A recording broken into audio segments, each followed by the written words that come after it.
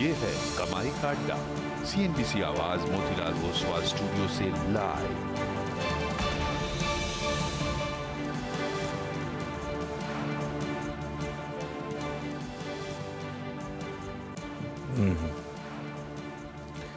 CNBC आवाज Motilal Oswal studio में आपका स्वागत है। भारतीय बाजारों के लिए शानदार तेजी का एक और दिन। एक्सपायरी से एक दिन पहले बैंक निफ्टी की एक्सपायरी वाले दिन शानदार मोमेंटम। आखिरी 1.5 घंटे पर रहेगी नजर। पहले हेडलाइंस।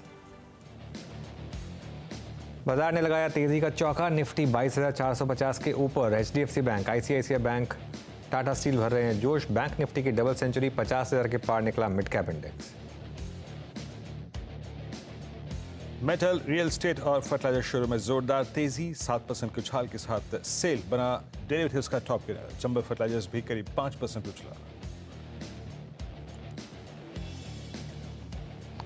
अच्छे नतीजों के बावजूद MCX में तगड़ी मुनाफा वसूली। शेयर 5% से ज्यादा गिरकर बना वायदा का टॉप लूजर। रिजल्ट के बाद टाटा कंज्यूमर, टाटा एलेक्सी और ICICI प्रूडेंशियल में भी तेज गिरावट। नतीजों के लिहाज से आज बेहद अहम दिन। 3 निफ्टी कंपनियां HUL, एक्सिस बैंक और LTIM पेश करेंगे अपने रिजल्ट्स। HUL के मुनाफे में 4.5% का दबाव संभव। 2 से 3% तक रह सकती है वॉल्यूम ग्रोथ। निफ्टी की 4 कंपनियां Bajaj finance, Nestle, IndusInd bank और टेक महिंद्रा के कल आएंगे नतीजे। 15% से ज़्यादा बढ़ सकता है नेस्ले का मुनाफा। मार्जिन में भी सुधार संभव। वहीं ACC, वेदांता समेत वायदा की 6 कंपनियों के नंबर्स का रहेगा इंतजार। Modi has done an unbelievable job in India. I mean, literally, and I know, the liberal press here, they beat the hell out of him. He's taken 400 million people out of poverty. और दुनिया के सबसे बड़े investment banker और JP Morgan के chairman Jamie demon में प्रधानमंत्री मोदी के हुए फैन। कहा, मोदी ने भारत में शानदार काम किया। 40 करोड़ लोगों को गरीबी से उभारा। भारत में इंफ्रा और शिक्षा का स्तर अब बेहतरीन।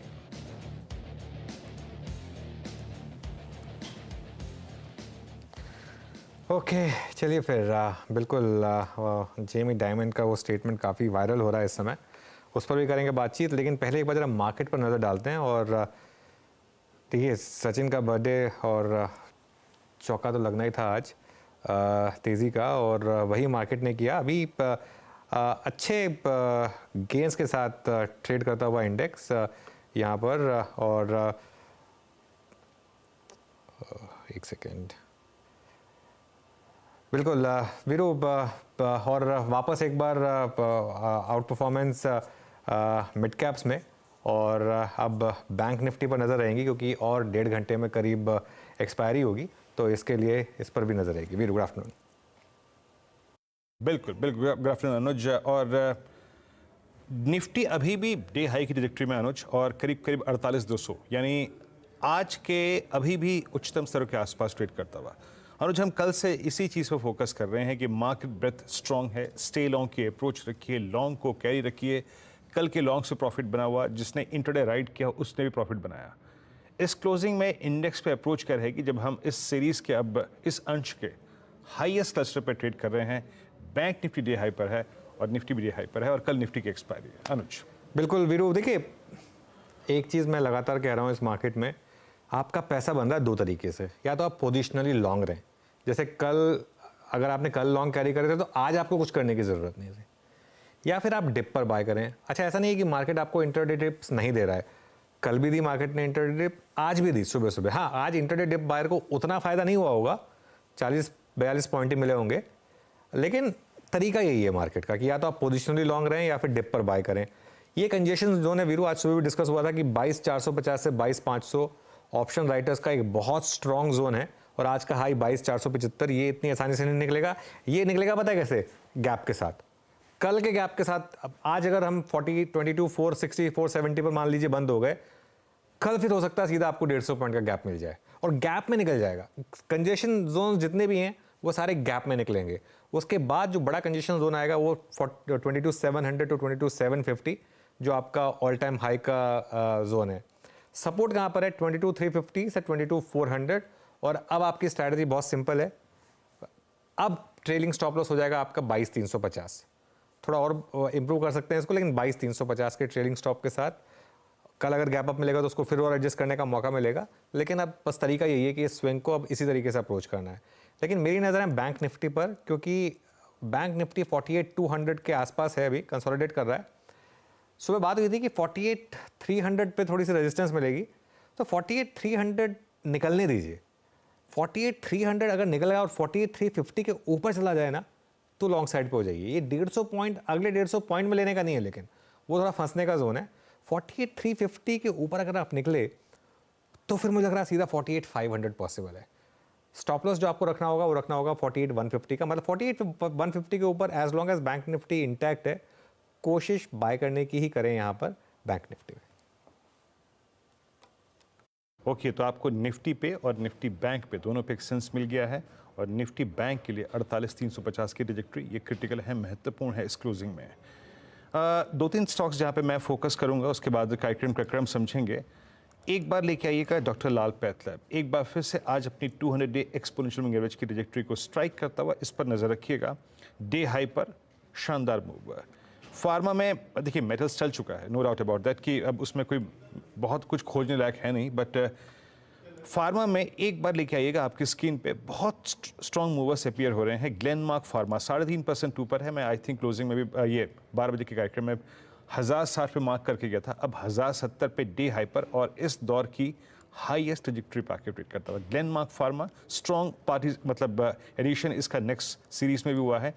और 3.5% के मूव के साथ एक स्टॉक और जिसका उल्लेख मैं यहाँ पे करना चाहूँगा, दैट्स 1936 पे यूनाइटेड ब्रेवरीज डे हाई पर एक शानदार ब्रेकआउट डे हाई की ट्रैजेक्टरी में, और अप्रैल मई में दोनों देखिए काफ़ी strong buildup. Roll overs approximately 66% हुए हैं, तो ये कुछ स्टॉक्स जो कि मेरे जहन में रहेंगे। लेकिन अनुज, आज के कुछ क्रिटिकल स्टॉक्स, ट्रेंडिंग स्टॉक्स और आज का कार्यक्रम का क्रम। बिल्कुल, पहले ट्रेंडिंग स्टॉक्स देख लेते हैं वीरू, और सबसे पहले निफ्टी के गेनर्स के साथ शुरुआत करेंगे आज हम। सबसे ऊपर मेटल स्टॉक्स, JSW स्टील में 0.4% की तेज़ी, टाटा स्टील में 3% की तेज़ी, सिप्ला में अच्छा मोमेंटम। आपको याद होगा कल हम डिस्कस कर रहे थे कि अगला AB बिरला ग्रुप स्टॉक जो चलना अब शायद शुरू करेगा वो हिंडाल्को होगा। 0.3% की तेज़ी आज यहाँ पर हिंडाल्को में आपको देखने को मिली। उसके अलावा सेल, चंबल फर्टिलाइजर्स, हिंदुस्तान एरोनॉटिक्स और बायोकॉन आज सुबह हमारी स्पॉटलाइट में भी था। लूजर्स में टाटा कंज्यूमर, नंबर्स के बाद टाइटन, SBI लाइफ और टेक महिंद्रा के कल नंबर्स आने हैं, ध्यान रखिएगा। और FNO में MCX 4% नीचे, एक्साइड 4% नीचे, वोडाफोन आइडिया में आज प्रॉफिट टेकिंग है, बहुत इंटरेस्टिंग है, कल की लिस्टिंग से पहले आज थोड़ी प्रॉफिट टेकिंग आ गई। और इंडस टावर ये करीब 2.5% नीचे। चलिए अब आपको बताते हैं हमारा पैनल जो हमारे साथ जुड़ने वाला है। हमारे साथ फंडामेंटल राय देने के लिए जियोजित फाइनेंशियल के गुरांग शाह जुड़ेंगे। टेक्निकल कॉल्स के लिए हमारे साथ होंगे प्रकाश गावा सर, मानस जायसवाल, राजेश सतपुते, चंदन तापड़िया, प्रशांत सावंत और रुचित जैन। 2:15 पर यतिन से जानेंगे कि MCX और टाटा कंज्यूमर में तेज़ गिरावट क्यों है। 2:20 पर नैल्को की मैनेजमेंट से बात करेंगे, MD एंड CEO प्रदीप नाथ जुड़ेंगे नंबर्स पर बात करने के लिए। 2:30 पर लक्ष्मण रॉय बताएंगे कोल इंडिया पर एक बड़ी खबर। 2:45 पर सुमित से जानेंगे Nestle, Bajaj finance, tech Mahindra और ACC के नंबर्स का अनुमान। 2:50 पर बिग मार्केट वॉइसेस में हमारे साथ प्रकाश दीवान जुड़ेंगे। 3 बजे यतिन से डीलिंग रूम का चेक लेंगे, और उसके बाद BTST STBT कॉल्स भी लाइंड अप है। लेकिन शुरुआत करते हैं फिर इस समय की स्ट्रैटेजीज के साथ, इस समय की स्टॉक कॉल्स के साथ। आप सभी को गुड आफ्टरनून। गाबा सर, इस समय का trade. Good afternoon to you. इस समय का ट्रेड है गोदरेज कंज्यूमर, शायद सुबह भी हमने डिस्कस की थी। यहाँ पर 1216 पर ट्रेड कर रहा है, स्टॉप होगा 1210 का, ज्यादा नहीं। ऑन द अपसाइड जो टारगेट है 1250 के नजर आते हैं, तो यस गोदरेज कंज्यूमर जा सकता है आपको। गोदरेज कंज्यूमर ये हो गई गाबा सर की पिक। मानस, गुड आफ्टरनून। मानस, आपके पिक। गुड आफ्टरनून अनुज जी। तो देखिए, कंटेनर कॉर्पोरेशन पे खरीदारी करने की राय रहेगी। स्टॉक बिल्कुल तैयार है एक फ्रेश ब्रेकआउट के लिए। काफी बेहतर वॉल्यूम भी आज देखने को मिल रहे हैं, तो करंट लेवल्स पे आप कंटेनर कॉर्पोरेशन में खरीदारी कर सकते हैं। 659 का आपको स्टॉप लॉस लगाना है, और 1010 तक के टारगेट्स पॉसिबल है कंटेनर कॉर्पोरेशन में। मई मंथ के अगर ऑप्शन में देखें तो आई थिंक 980 वाला कॉल ऑप्शन जो 39 रुपीज पे ट्रेड हो रहा है, वहां पर आप खरीदारी कर सकते हैं। 39 रुपीज पे इस ऑप्शन को खरीदिए, 32 रुपए का स्टॉप लॉस लगाइए और 55 रुपए के टारगेट सेट। ओके, तो यहाँ पे कौन 974 पे मानस जी का कॉल है इस वक्त का, और 3980 पे ये कॉल ऑप्शन भी आप ले सकते हैं। ओके, अब चलते हैं राजेश सतपुते जी के पास। Rajesh ji, good afternoon. आप क्या पिक कर रहे हैं इस वक्त? Good afternoon Viren, good afternoon Anuj ji and good afternoon everyone. Viren देखिए, नजर है भारत फोर्ज पे। भारत फोर्ज देखिए 1200 के ऊपर बायस पॉजिटिव होता है और उस सबसे बड़ी बात है, एक ब्रेकआउट कहता है इसका जो टारगेट बनता है वो कम से कम 1300-1310 का बनेगा। लेकिन एज ए स्विंग ट्रेडर 1229 पे है, 1210 का स्टॉप लॉस रखे। इसका जो पहला टारगेट होगा वो करीबन 1260 से 1270 होगा। ओके, तो यहाँ पे भारत फौज में एक स्ट्रॉन्ग व्यू है आपका, लॉन्ग का व्यू, और करीब करीब 1229 पे डे हाई की ट्रैजेक्टरी मार्केट ट्रेड करता हुआ वो यहाँ भी काफ़ी स्ट्रॉन्ग है। अच्छा, अब चलते हैं प्रशांत सावंत जी के पास। प्रशांत, गुड आफ्टरनून, आपका ट्रेड इस वक्त का? इनफैक्ट प्रशांत भी कुछ देर में जुड़ेंगे, उनसे पहले एक काम करते हैं, रुचित से बात करते हैं। रुचित, आपका ट्रेड इस वक्त का क्या रहेगा? जी वेरी गुड आफ्टरनून। अब आईआरसीटीसी में खरीदारी की सलाह रहेगी। स्टॉक हम देख रहे हैं कि पिछले कुछ दिनों में एक अच्छा कंसोलिडेशन स्टॉक ने दिखा है और स्टॉक में 40 दिन के exponential moving average recent correction में अच्छा सपोर्ट बेस एक्ट हुआ है। मोमेंटम रीडिंग्स भी कूल ऑफ हो चुके हैं जो रिसेंटली ओवरबॉट थे, तो यहाँ पे हमें लग रहा है कि एक अप मूव का रिजम्पशन हो सकता है। तो करंट लेवल्स पे 1005 के नीचे स्टॉप लॉस रख के आईआरसीटीसी में खरीदारी करे 1070 से 1080 के टारगेट रेंज के लिए। Okay Prashant ji, good afternoon, आपकी ट्रेड? जी अनुज जी, विनोद जी, गुड आफ्टरनून।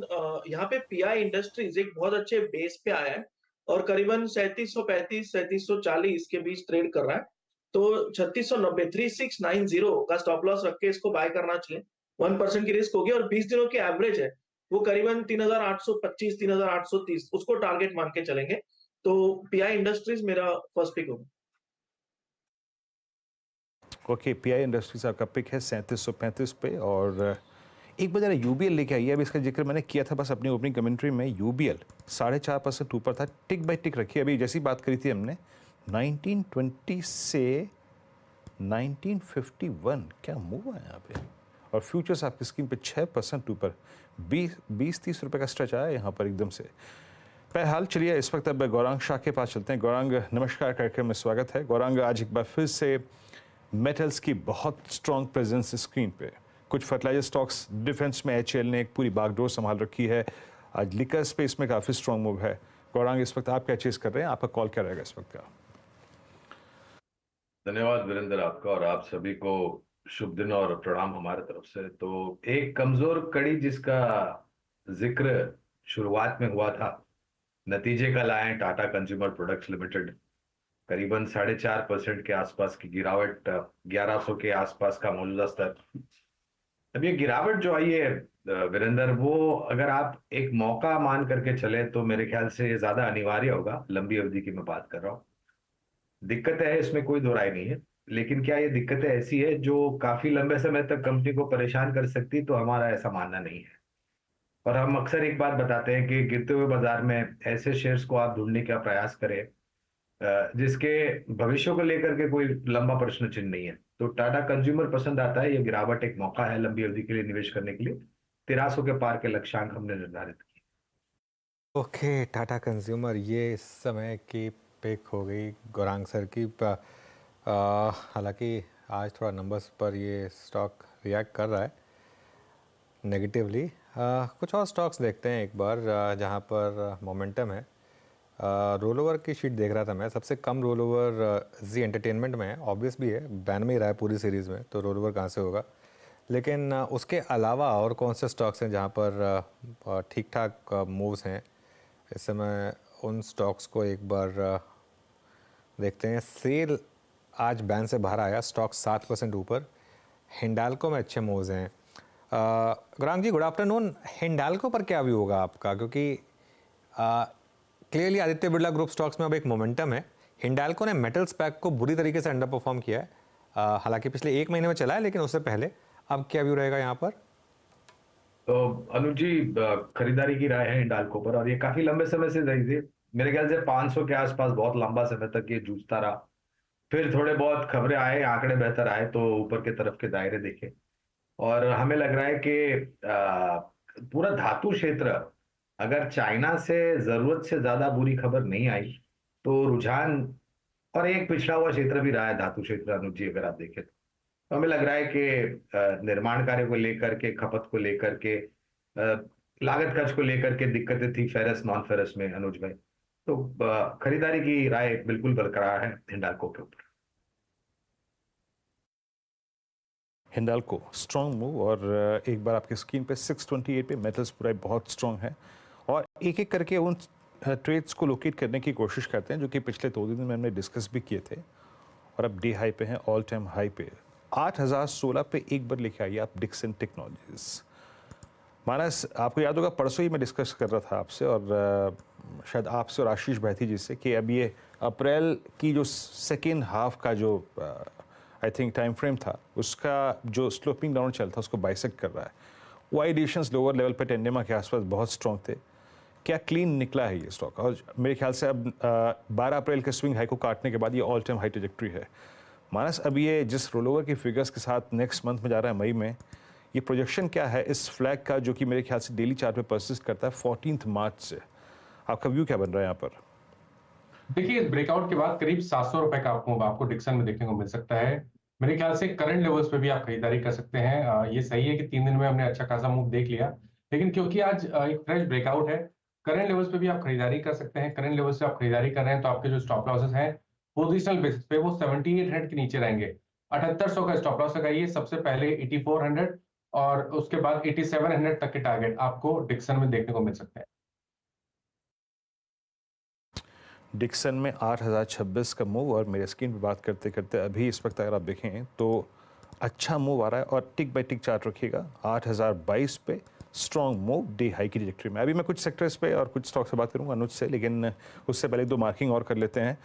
जरा यूबीएल लेके आइए। फिर अब यूबीएल हो गया 5% ऊपर। प्रशांत, अभी हम बात ही कर रहे थे 19 पे, मेरे ख्याल से 19:30 से बात हुई थी रोलिंग में, फ्यूचर्स में, अप्रैल फ्यूचर्स में। अभी क्या सेंस बन रहा है आपका? आपकी रीडिंग क्या कह रही है? क्योंकि अब इसने वो जनवरी 2024 का हाई क्रॉस कर दिया है, अब ये ऑल टाइम हाई ट्रैजेक्टरी है। आपका व्यू इंट्राडे पर्सपेक्टिव से और स्विंग पर्सपेक्टिव से?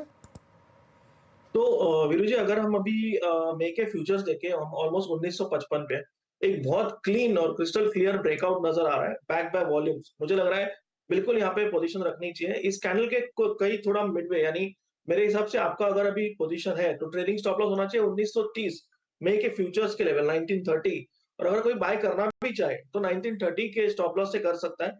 ये ब्रेकआउट अगर सस्टेन करे तो आपको कंफर्टेबली 2000 से लेकर 2025 तक के लेवल्स मिल सकते हैं। 1957 डे हाई पर शानदार मूव देखिए, दिन के सर्वोच्च स्तर पे ऑल टाइम हाई पे। डिक्सन का जिक्र किया, टिक बाय टिक चार्ट रखिएगा ऑल टाइम हाई पर, डे हाई पर।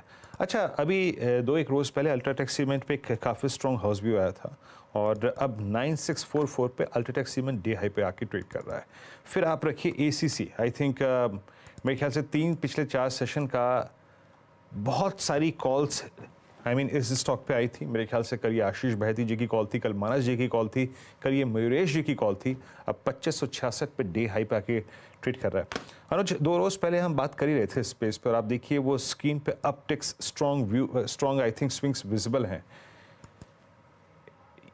बाजार हर अगर आप देखें एक फेज में एक सेक्टर को पकड़ लेता है। कभी आप देखिए आईटी को पकड़ा, कभी बैंक्स को पकड़ा। बहुत दिनों से ये स्पेस नदारद है। सीमेंट पे अभी हमने कुछ 2 दिन पहले आई थिंक ये कोटक इंस्टीट्यूशंस की रिपोर्ट थी मेरे ख्याल से अल्ट्राटेक सीमेंट पे, एग्जैक्टली मेरे को नहीं मालूम, बट एक सीमेंट पे व्यू क्या बन रहा है इस वक्त? बिल्कुल वीरू, कल बिग स्टॉक में लिया था हमने इसको अल्ट्राटेक को। वो उसमें व्यू ये था कि वो जो एक्सपेंशन था उसके बाद उन्होंने जो आदित्य बिरला ग्रुप में एक एनिमल स्पिरिट वापस रिवाइव हुई है।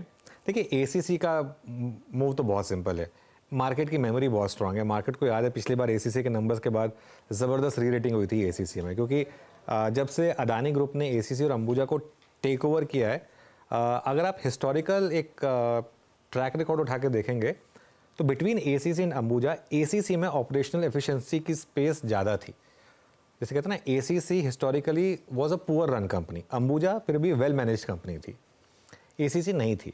तो इसके लिए वो एक स्ट्रीट का भी व्यू ये रहा था कि एसीसी एक आउट परफॉर्म करेगी। आपको याद होगा जब पूरा का पूरा अदानी ग्रुप वाला मामला हुआ था, तब बजट वाले दिन हम डिस्कस भी कर रहे थे, पिछले साल बजट वाले दिन, तब गुरमीत और राहुल भी थे कि एसीसी तब इम्पैक्ट अपने रिप्लेसमेंट कॉस्ट के भी नीचे आ गया था। एसीसी वहाँ वैल्यूएशन कंफर्ट भी था। तो मार्केट को याद है पिछले क्वार्टर की री रेटिंग, इसके लिए मार्केट इस बार एसीसी के नंबर से पहले ही थोड़ा सा बिडअप कर रही है उसको। तो ये तो एसीसी है, उसमें मतलब कोई वो नहीं है। बाकी की जहाँ तक सीमेंट स्टॉक्स की बात है, आई थिंक हमने डिस्कस भी किया था कि यहाँ पर अब 2 लार्ज प्लेयर्स बन रहे हैं। एक तरीके से एक जो इंडिया की सीमेंट स्पेस है वो लार्ज डियोपोली की तरफ बढ़ रही है। एक तरफ अदानी ग्रुप, एक तरफ आदित्य बिरला ग्रुप, ठीक है ना। और टेलीकॉम हमारे पास एक एग्जांपल है। नॉर्मली जब भी आप डियोपोली वाली सिचुएशन में होते हैं, दोनों प्लेयर्स बड़ा पैसा बनाते हैं। हाँ, इसमें ऑब्वियसली श्री सीमेंट और दालमिया सीमेंट जैसे बड़े प्लेयर्स भी हैं, लेकिन जो एक्स्ट्रॉर्डनरी बड़े प्लेयर्स हैं मैं उनकी बात कर रहा हूँ। तो उस हिसाब से ये शायद एक मूव बन रहा है यहाँ पर, और इसके लिए इस तरीके के मूव यहाँ पर आ रहे हैं। मेरे ख्याल से यहाँ पे एक dark horse, complete dark horse हो सकता है दालमिया भारत, क्योंकि दालमिया भारत के आज नंबर्स आने हैं और ये स्टॉक इसने काफ़ी अंडर परफॉर्म किया है। तो देखते हैं कितना कुछ प्राइस दिन है। ये देखिए, ये स्टॉक इसने कुछ किया ही नहीं है 3 महीने में, तो मेरे ख्याल से शायद ख़राब नंबर्स प्राइस दिन है। हल्की सी भी पॉजिटिव कमेंट्री आए तो ये शायद एक स्टॉक है जो कुछ अच्छा कर सकता है। लेकिन एक बार गुरांग से भी व्यू ले लेते हैं कि कोई सीमेंट स्टॉक उनके रेडार पर है। तो गुरांग जी, कोई सीमेंट स्टॉक जो आपको पसंद हो? अनुज भाई, एक नहीं अनेक है, और दालमिया भारत सबसे सर्वश्रेष्ठ पसंद होगी हमारी। अगर मझौली सीमेंट उत्पादन करने वाली कंपनियां का नाम आता है तो इसके साथ सागर सीमेंट और एक है, रैमको सीमेंट, जेके लक्ष्मी सीमेंट और बिरला कॉर्प। ये कुछ मझौली सीमेंट कंपनी के नाम। दिग्गजों में अल्ट्राटेक को छोड़ करके एसीसी, अंबुजा, ग्रासिम, ये नाम हमें पसंद आते हैं। और एक बात कहना चाहूंगा कि लागत खर्च को लेकर के जो परेशानी और परिस्थिति थी, जहां तक शुद्ध मुनाफे का सवाल है, वो अब दूर हो चुकी है। और मैं ये भी मानता हूं अनुज भाई कि पहले एक जो सोच और विचारधारा थी कि बारिश के मौसम में सीमेंट की खपत कम होती है, अब वो वास्तविकता नहीं रही है, बहुत बड़ी तरीके से तब्दील हो गई है। उतना ही नहीं, लेकिन उससे मिलता जुलता खपत का जो सीमेंट का जो खपत है वो होता रहता है। और सरकार बनने के बाद निर्माण कार्य, भारत निर्माण वगैरह बहुत जोर शोर से शुरू हो जाएगा। ओके, चलिए अब थोड़ा आगे बढ़ते हैं और कुछ स्टॉक्स की बात करते हैं। एमसीएक्स और टाटा कंज्यूमर, यहाँ पर तेज़ गिरावट आ रही है। दोनों शेयरों में बिकवाले के क्या कारण है, ये जानने के लिए यतिन के पास चलते हैं।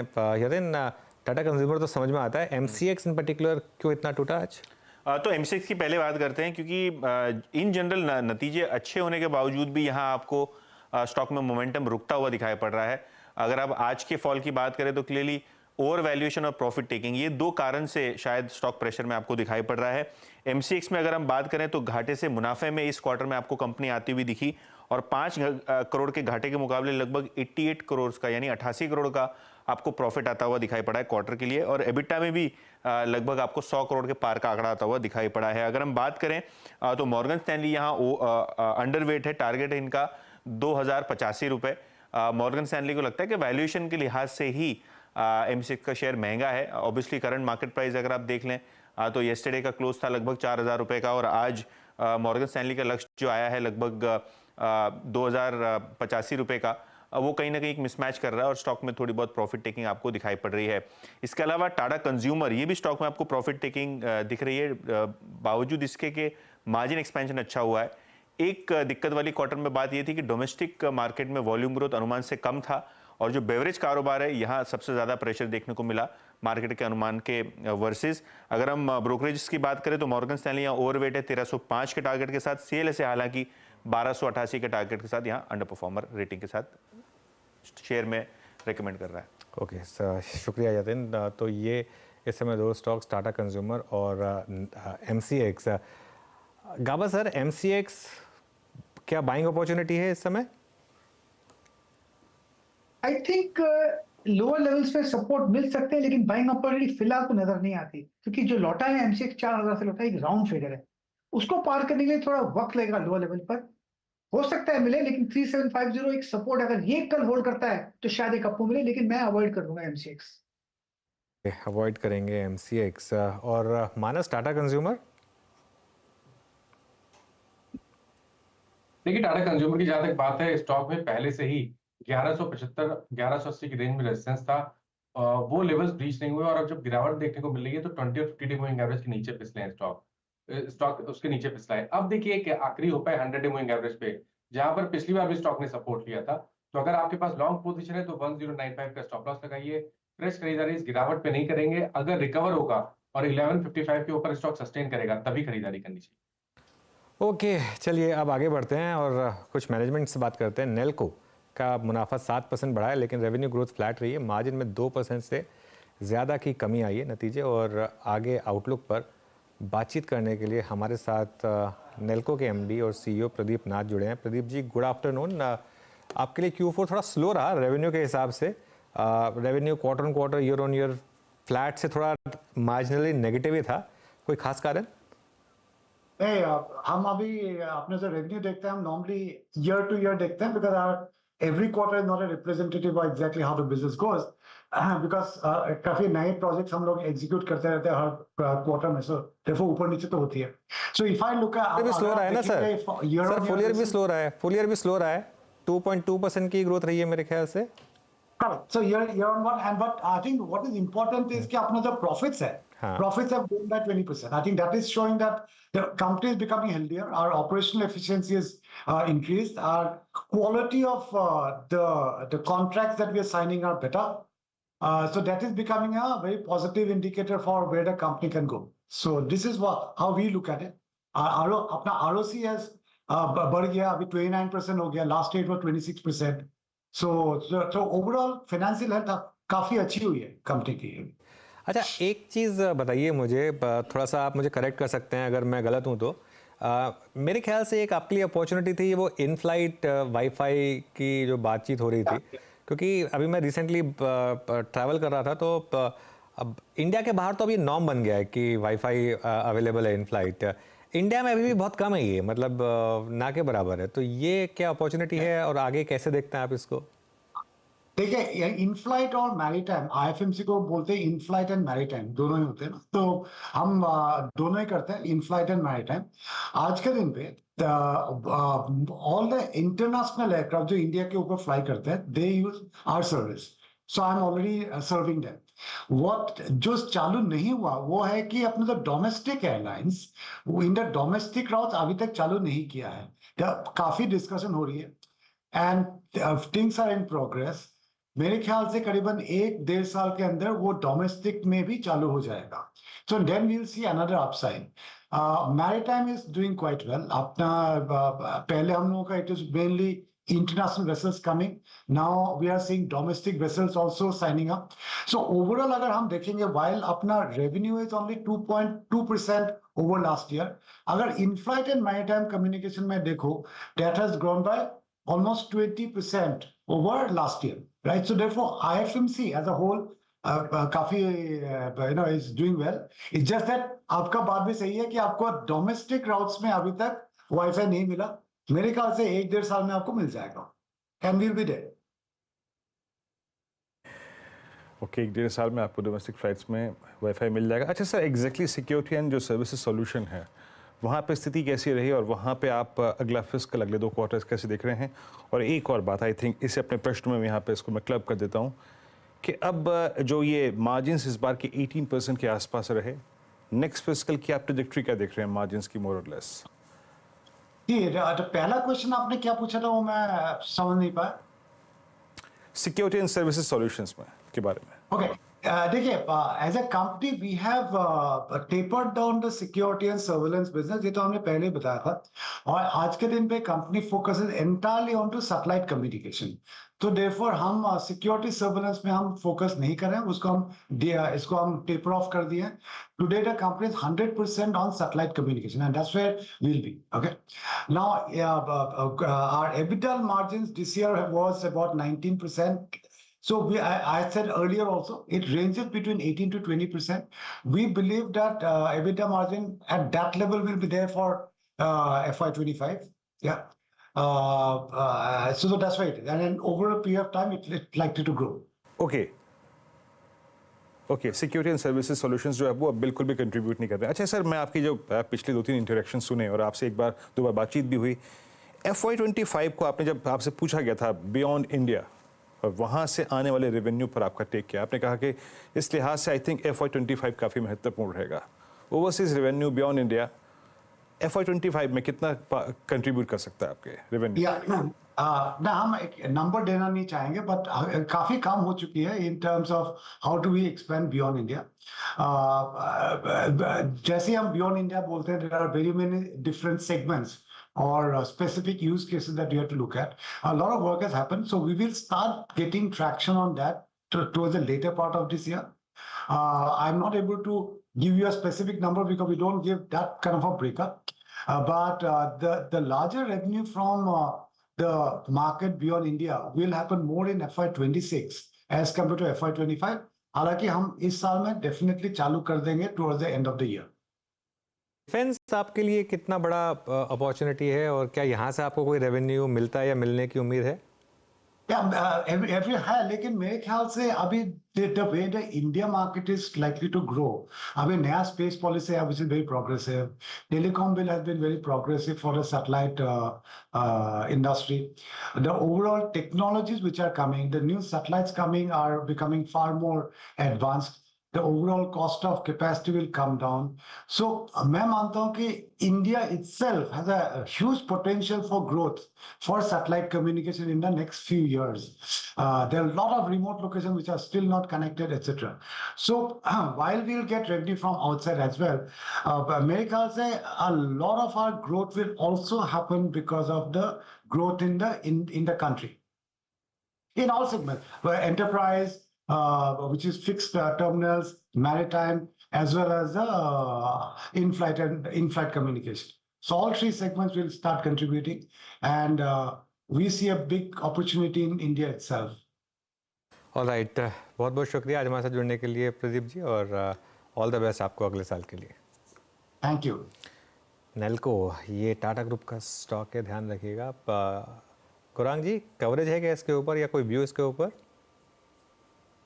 कवरेज नहीं है अनुज भाई, लेकिन जिस तरीके से अब मैनेजमेंट भी वार्तालाप कर रही थी और भविष्य के बारे में, हमें लग रहा है कि एविएशन को लेकर के और मैरीटाइम को लेकर के एक बहुत बड़ी अपॉर्चुनिटी इनके पास आ सकती है.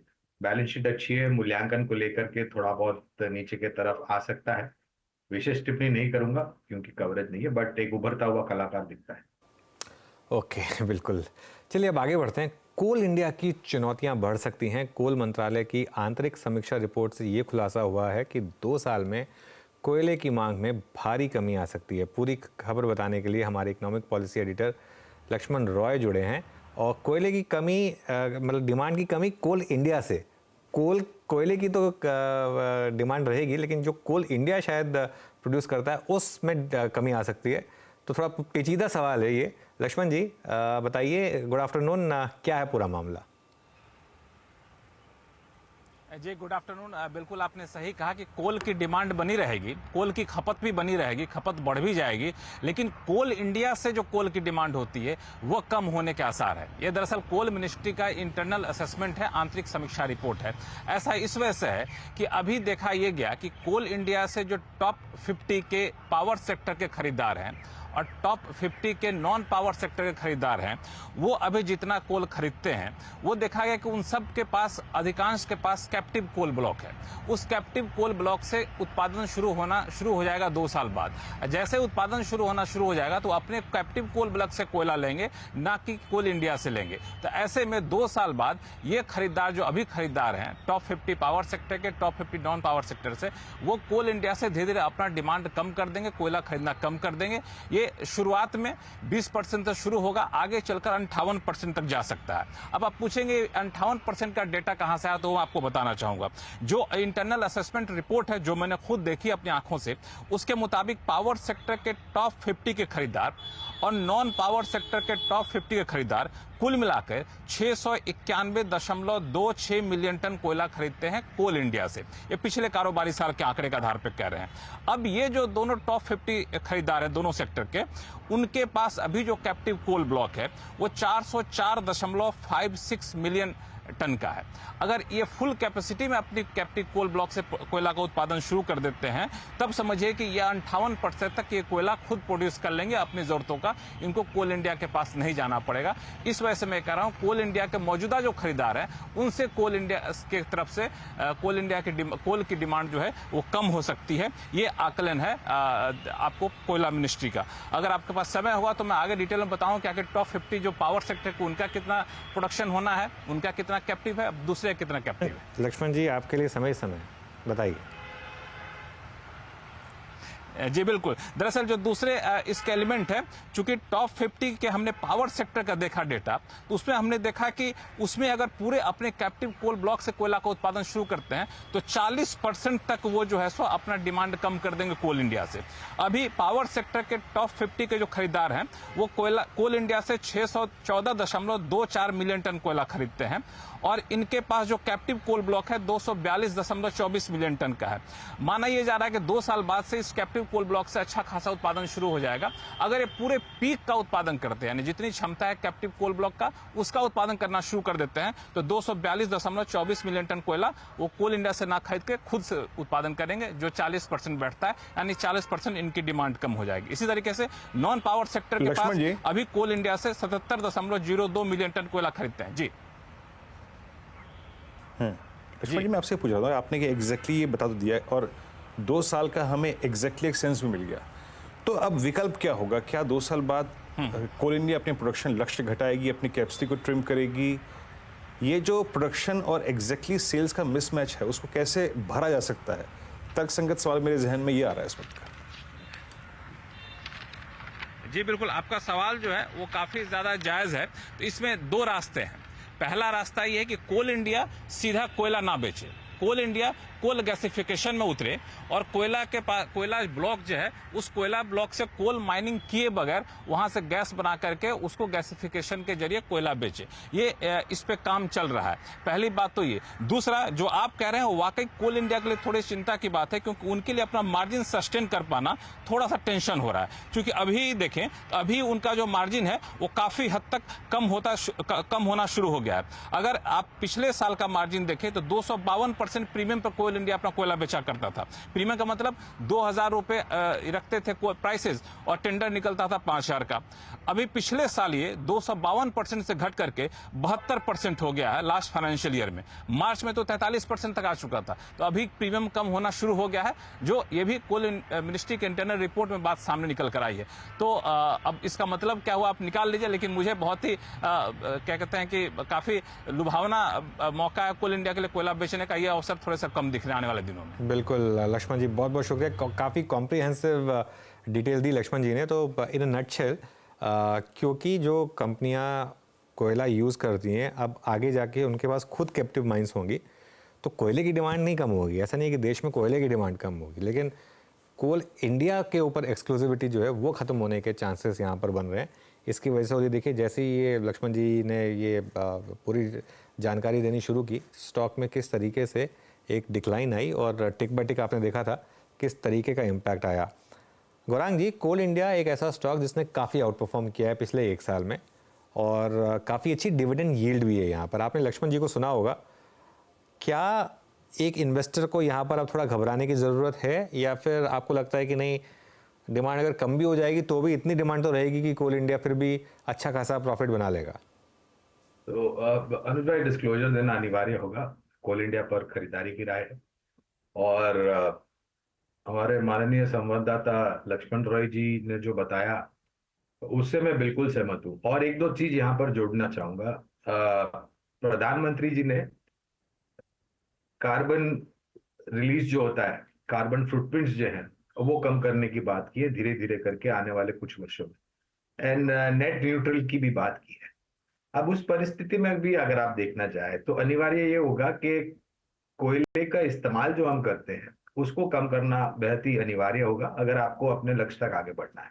दूसरी तरफ कैप्टिव कोल माइंस, इन सब क्षेत्र की कंपनियां अपना उत्पादन खुद करेगी और उत्पादन जो करेगी वो छोटी क्षमता या मात्रा नहीं है, वो बहुत बड़ी मात्रा है, जिस प्रकार से लक्ष्मण रॉय जी ने अभी बताया।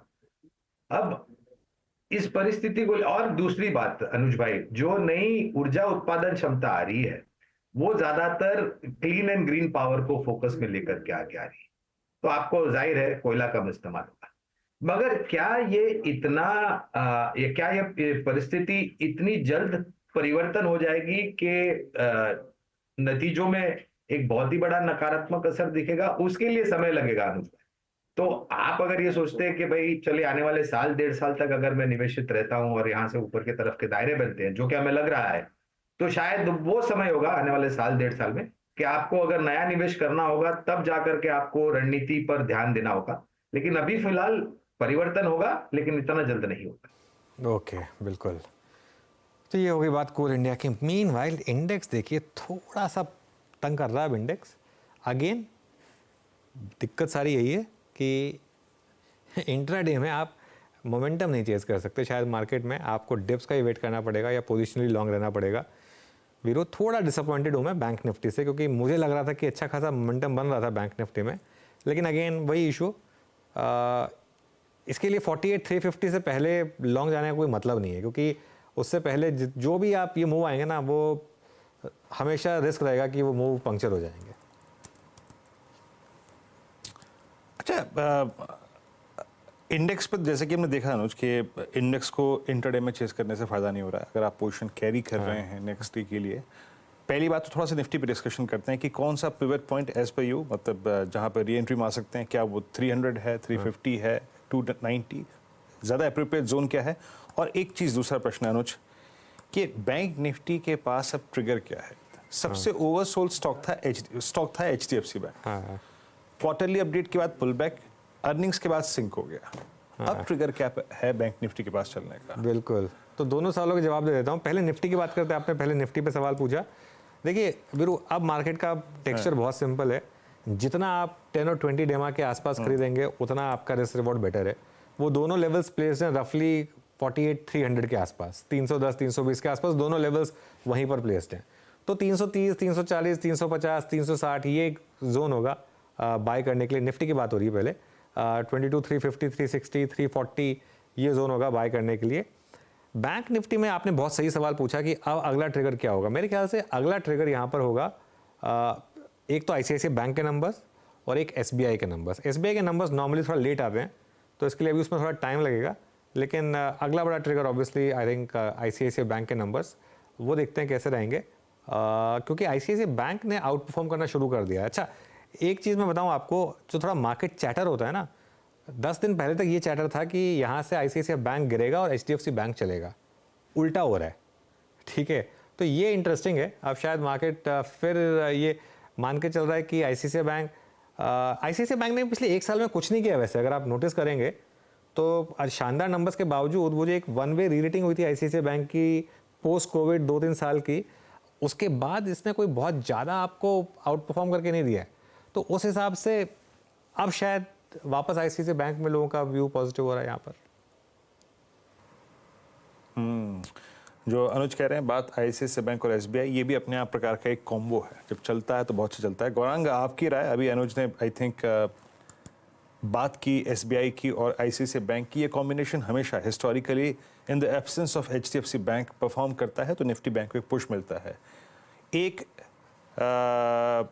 PSU लीडर है आपका, इन दोनों बैंक्स पे टेक क्या है? और फ्रेंकली स्पीकिंग ICICI बैंक ने अभी तक लास्ट 1-1.5 महीने में बहुत स्ट्रांगली पार्टिसिपेट नहीं किया। आपका सेंस बैंकों में चुनाव को लेकर इस वक्त क्या है? स्टैंडर्ड डिस्क्लोजर देना फिर से अनिवार्य होगा Virendra. State bank of India, HDFC bank, axis bank, ICICI bank और इसके साथ साथ कैनरा बैंक, इसके अलावा कुछ और बैंक है, लेकिन मैं अपने आप को यहीं तक ही सीमित रखूंगा। और ये परिवर्तन, तब्दीलियां होती रहती है, पटरियां बदलती रहती है, स्टेशन बदलते रहते हैं, लेकिन लंबी अवधि की अगर आप हमें बात करें तो पहले तो हमने 2 साल से यही बात कर रहे हैं वित्तीय क्षेत्र में, खास करके बैंकिंग सेक्टर में, निजी क्षेत्र की बैंक, पब्लिक सेक्टर बैंक पे लोन बुक ग्रोथ जो आपको देखने मिलेगी आने वाले सालों में, वो बहुत बढ़िया तरीके से आपको सहारा देगी आपके मार्जिन्स ग्रोथ करने के लिए और आपके शुद्ध मुनाफा बढ़ने के लिए। दूसरी तरफ आपके ग्रॉस और नेट NPA मार्जिन नीचे आ रहे हैं, प्रोविजनिंग नीचे आ रही है। इंटरेस्ट ब्याज दरों को लेकर के आप देखें तो शायद अक्टूबर में या उसके बाद आपको ब्याज दरों में कटौती आती हुई नजर आएगी, अगर महंगाई दर ज्यादा हमें परेशान नहीं करती है तो। ये पूरे समीकरण में अगर आप मुझे पूछे तो मैं एक चीज कहना चाहूंगा, अगर आप लंबी अवधि के निवेशक हैं तो वित्तीय क्षेत्र यानी कि मजबूत सरकारी बैंक्स, निजी क्षेत्र की बैंक्स और कुछ मजबूत NBFCs आपके पोर्टफोलियो का हिस्सा होना ही चाहिए। बढ़िया ग्रोथ देखने मिलेगा आपको आने से। ओके, चलिए अब एक काम करते हैं। अब 4 का चौका का आपको सीक्वेंस बताते हैं, उसके बाद शुरुआत करेंगे।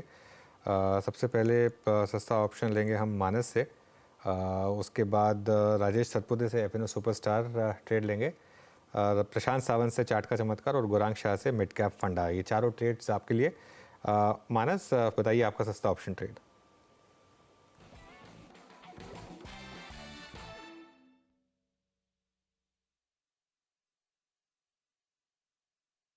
मानस का फ्रेम फ्रीज हो गया, तो मानस आ रहे हैं आपके पास 1 मिनट में वापस।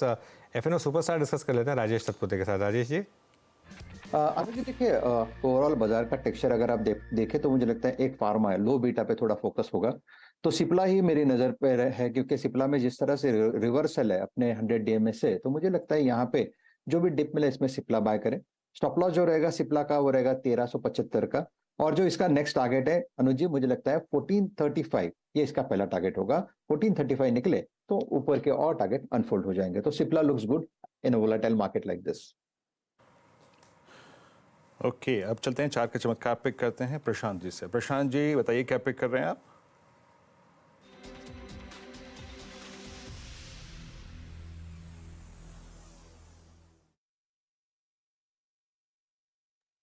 जी वीरू जी, एमएनएम ने 2 दिन पहले एक बहुत अच्छी डिप ली है और यहाँ पे 2045 स्पॉट स्टॉप लॉस रख के हम 2110, 2115 यानी 2115 तक के टारगेट्स देख सकते हैं।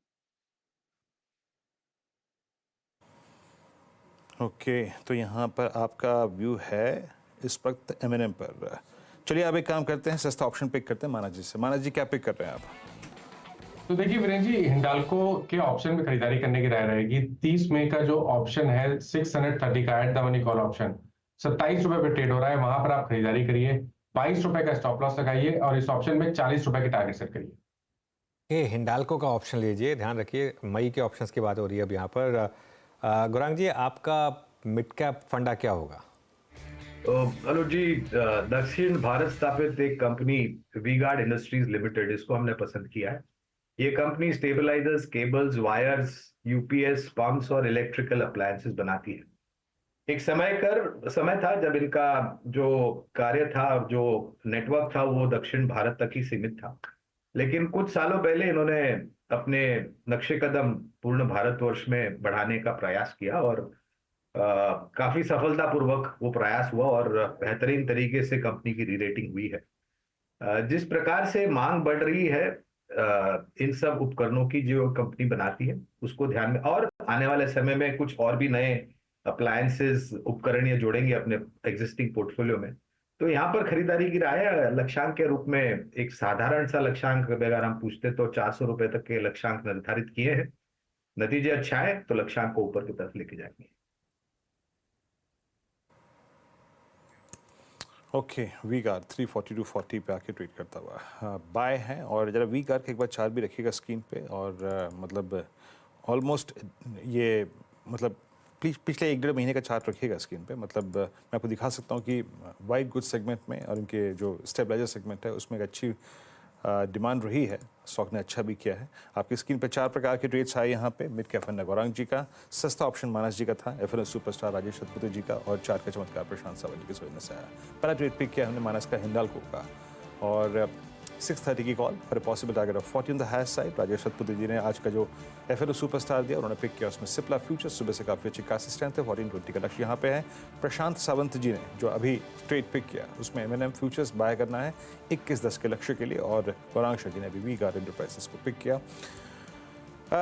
निफ्टी सेटल होता हुआ अब करीब 22,400 की ट्रैजेक्टरी में। Bank Nifty 48,167। अनुज एक बार जरा दीपक फर्टिलाइजर्स को देखिए, और हम जो वो फर्टिलाइजर की बात पिछले 10-1 दिन से कर रहे हैं, दीपक, नवीन, टाटा केमिकल, यूपीएल, अब धीरे धीरे टेंडेंसी कहते हैं पहले 10 डे कोरी गिन करना 20, और फाइनली आज Deepak fertilizers about 200 day exponential average अनुज, और ये ऑलमोस्ट हो रहा है करीब जनवरी फर्स्ट वीक के बाद।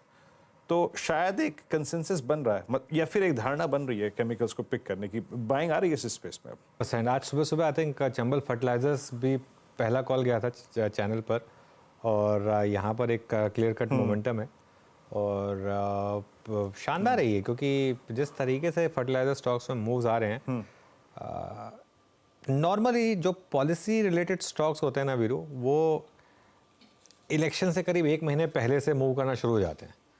जैसे अब ऑयल मार्केटिंग कंपनीज में भी हो सकता है कि और 5-6 दिन के बाद उनमें भी एक और सेकेंड राउंड ऑफ मूव आना शुरू हो जाए, क्योंकि ये फिर मार्केट फिर बेट करना शुरू करती है कि जब नई गवर्नमेंट आएगी तो उसके बाद शायद कुछ स्टेप्स होंगे जो लिए जाएंगे इस स्पेस में, तो ये एक क्लियर कट एक थोड़ा सा इलेक्शन रिलेटेड प्ले है इसकी वजह से, लेकिन मोमेंटम तो डेफिनेटली है फर्टिलाइजर स्पेस में।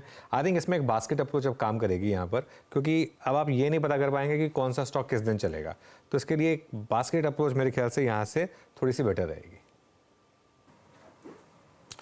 जी हाँ, बास्केट अप्रोच, दीपक फर्टिलाइजर। और एक बार नवीन भी स्क्रीन पे लेके आइएगा। मानस से आज मैं सुबह सुबह डिस्कशन भी कर रहा था। नवीन ने कल क्या किया था, नवीन ने कल 100 डे अपना जो एक्सपोनेंशियल मूविंग एवरेज का जोन था उसको पार किया था और 3298 अभी। आज हालांकि इस पर रिवर्सल है, लेकिन मानस अब इसको चेस तो नहीं कर सकते दीपक फर्टिलाइजर को, बट ये क्या प्रोजेक्शन दे रहा है आपको हायर लेवल्स पे? तो देखिए, नवीन फ्लोरिंग की आपने बात की, राइट? मैं दीपक फर्टिलाइजर की बात कर रहा हूँ। नवीन में आज रिवर्सल है। जी जी बिल्कुल। तो देखिए, नवीन ने डेफिनेटली रिवर्सल दिया है, हाई लेवल पे स्टॉक सस्टेन नहीं हो पाया, लेकिन दीपक फर्टिलाइजर में तो क्लियर कट ब्रेकआउट है, काफी बेहतरीन वॉल्यूम्स है, 200 डे मूविंग एवरेज ब्रीच हुआ है। हालांकि अब यहाँ पर 12% ऊपर लेना थोड़ा सा मुश्किल है, लेकिन अगर किसी ने लॉन्ग पोजीशन बना रखी है तो वो अपनी पोजीशन में बने रह सकता है। आई थिंक जो नेक्स्ट टारगेट होगा वो पोजिशनल बेसिस पे 670 के आसपास का होगा, तो पोजीशन में बने रहिए, स्टॉप लॉस को रिवाइज करके 590 रुपए के नीचे कर लें। ओके, चलिए अब आगे बढ़ते हैं और चंदन भी जुड़े हैं हमारे साथ। एक बार उनकी कॉल ले लेते हैं, उसके बाद कुछ रिजल्ट का प्रीव्यूज करेंगे। चंदन, गुड आफ्टरनून। चंदन, आपके पिक?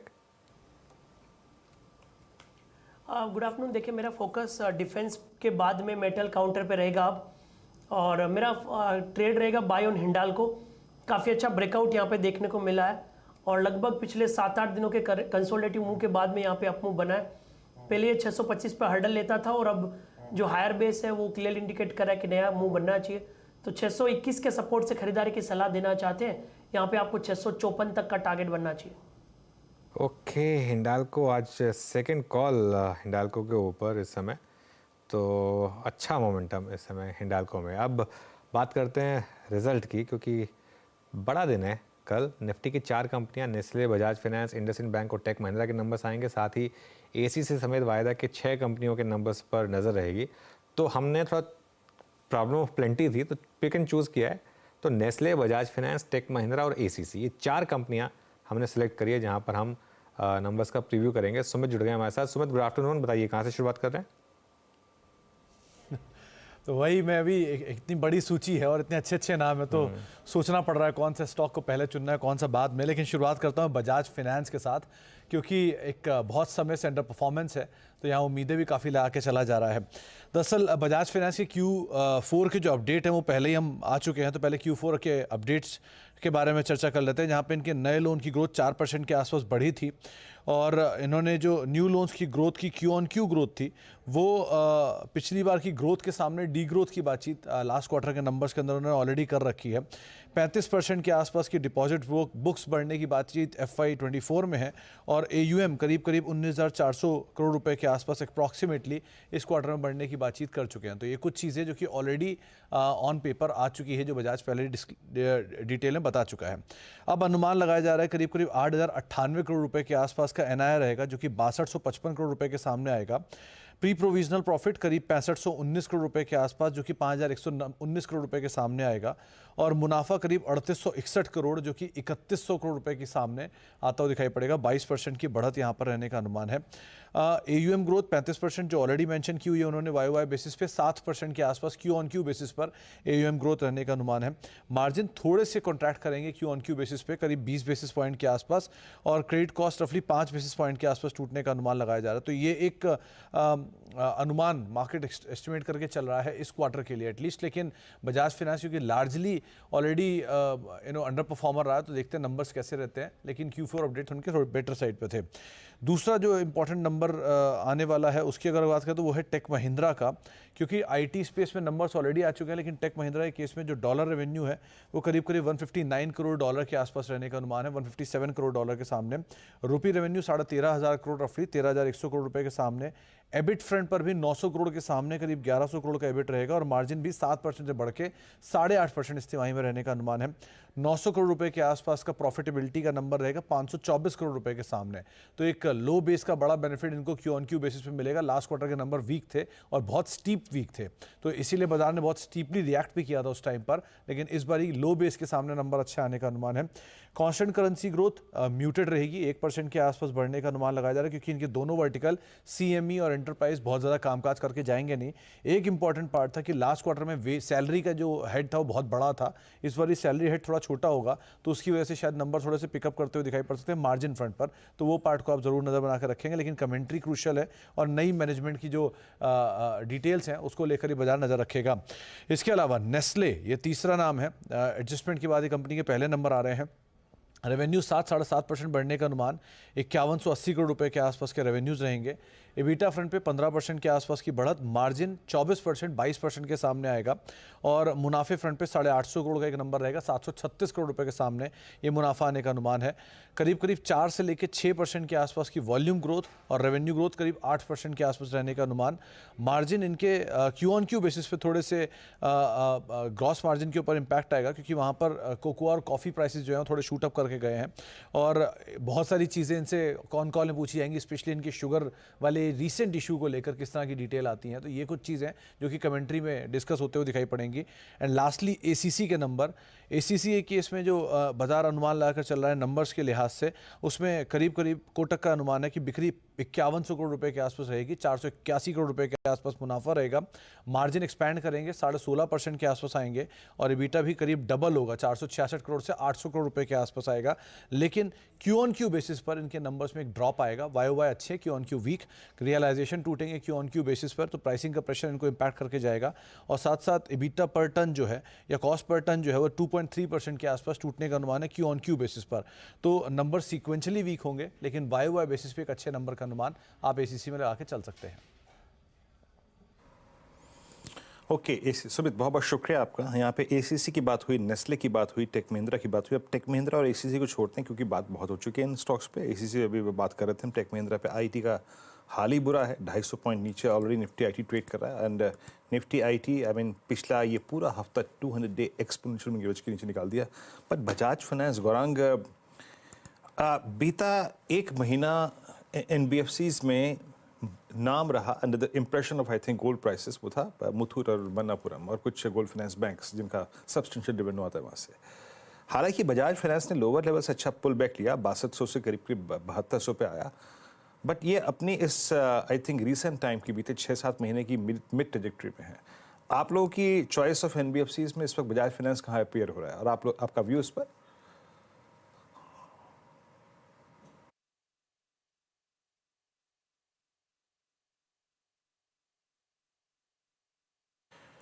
आज गौरांग जी ने भी वो वाला बटन दबाया जिसे बोलते हैं म्यूट। गौरांग जी, वो उसे अनम्यूट करना पड़ेगा थोड़ा सा।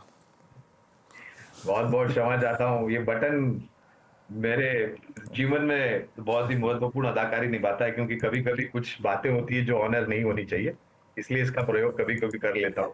तो हम बजाज फाइनेंस की बात करें तो सर्वश्रेष्ठ श्रेणी पर आता है वीरेंद्र।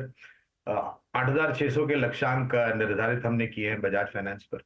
दिक्कतें सिर्फ इतनी मात्रा नहीं थी, आरबीआई का तरफ से जो अनसिक्योर्ड लोन्स को लेकर के मार्जिन्स में इजाफे हुए थे, उसके कारण कुछ एनबीएफसीज को भी उसका मुआवजा या जो भी नेगेटिव इम्पैक्ट था, नकारात्मक परिस्थिति, वो झेलना पड़ा था।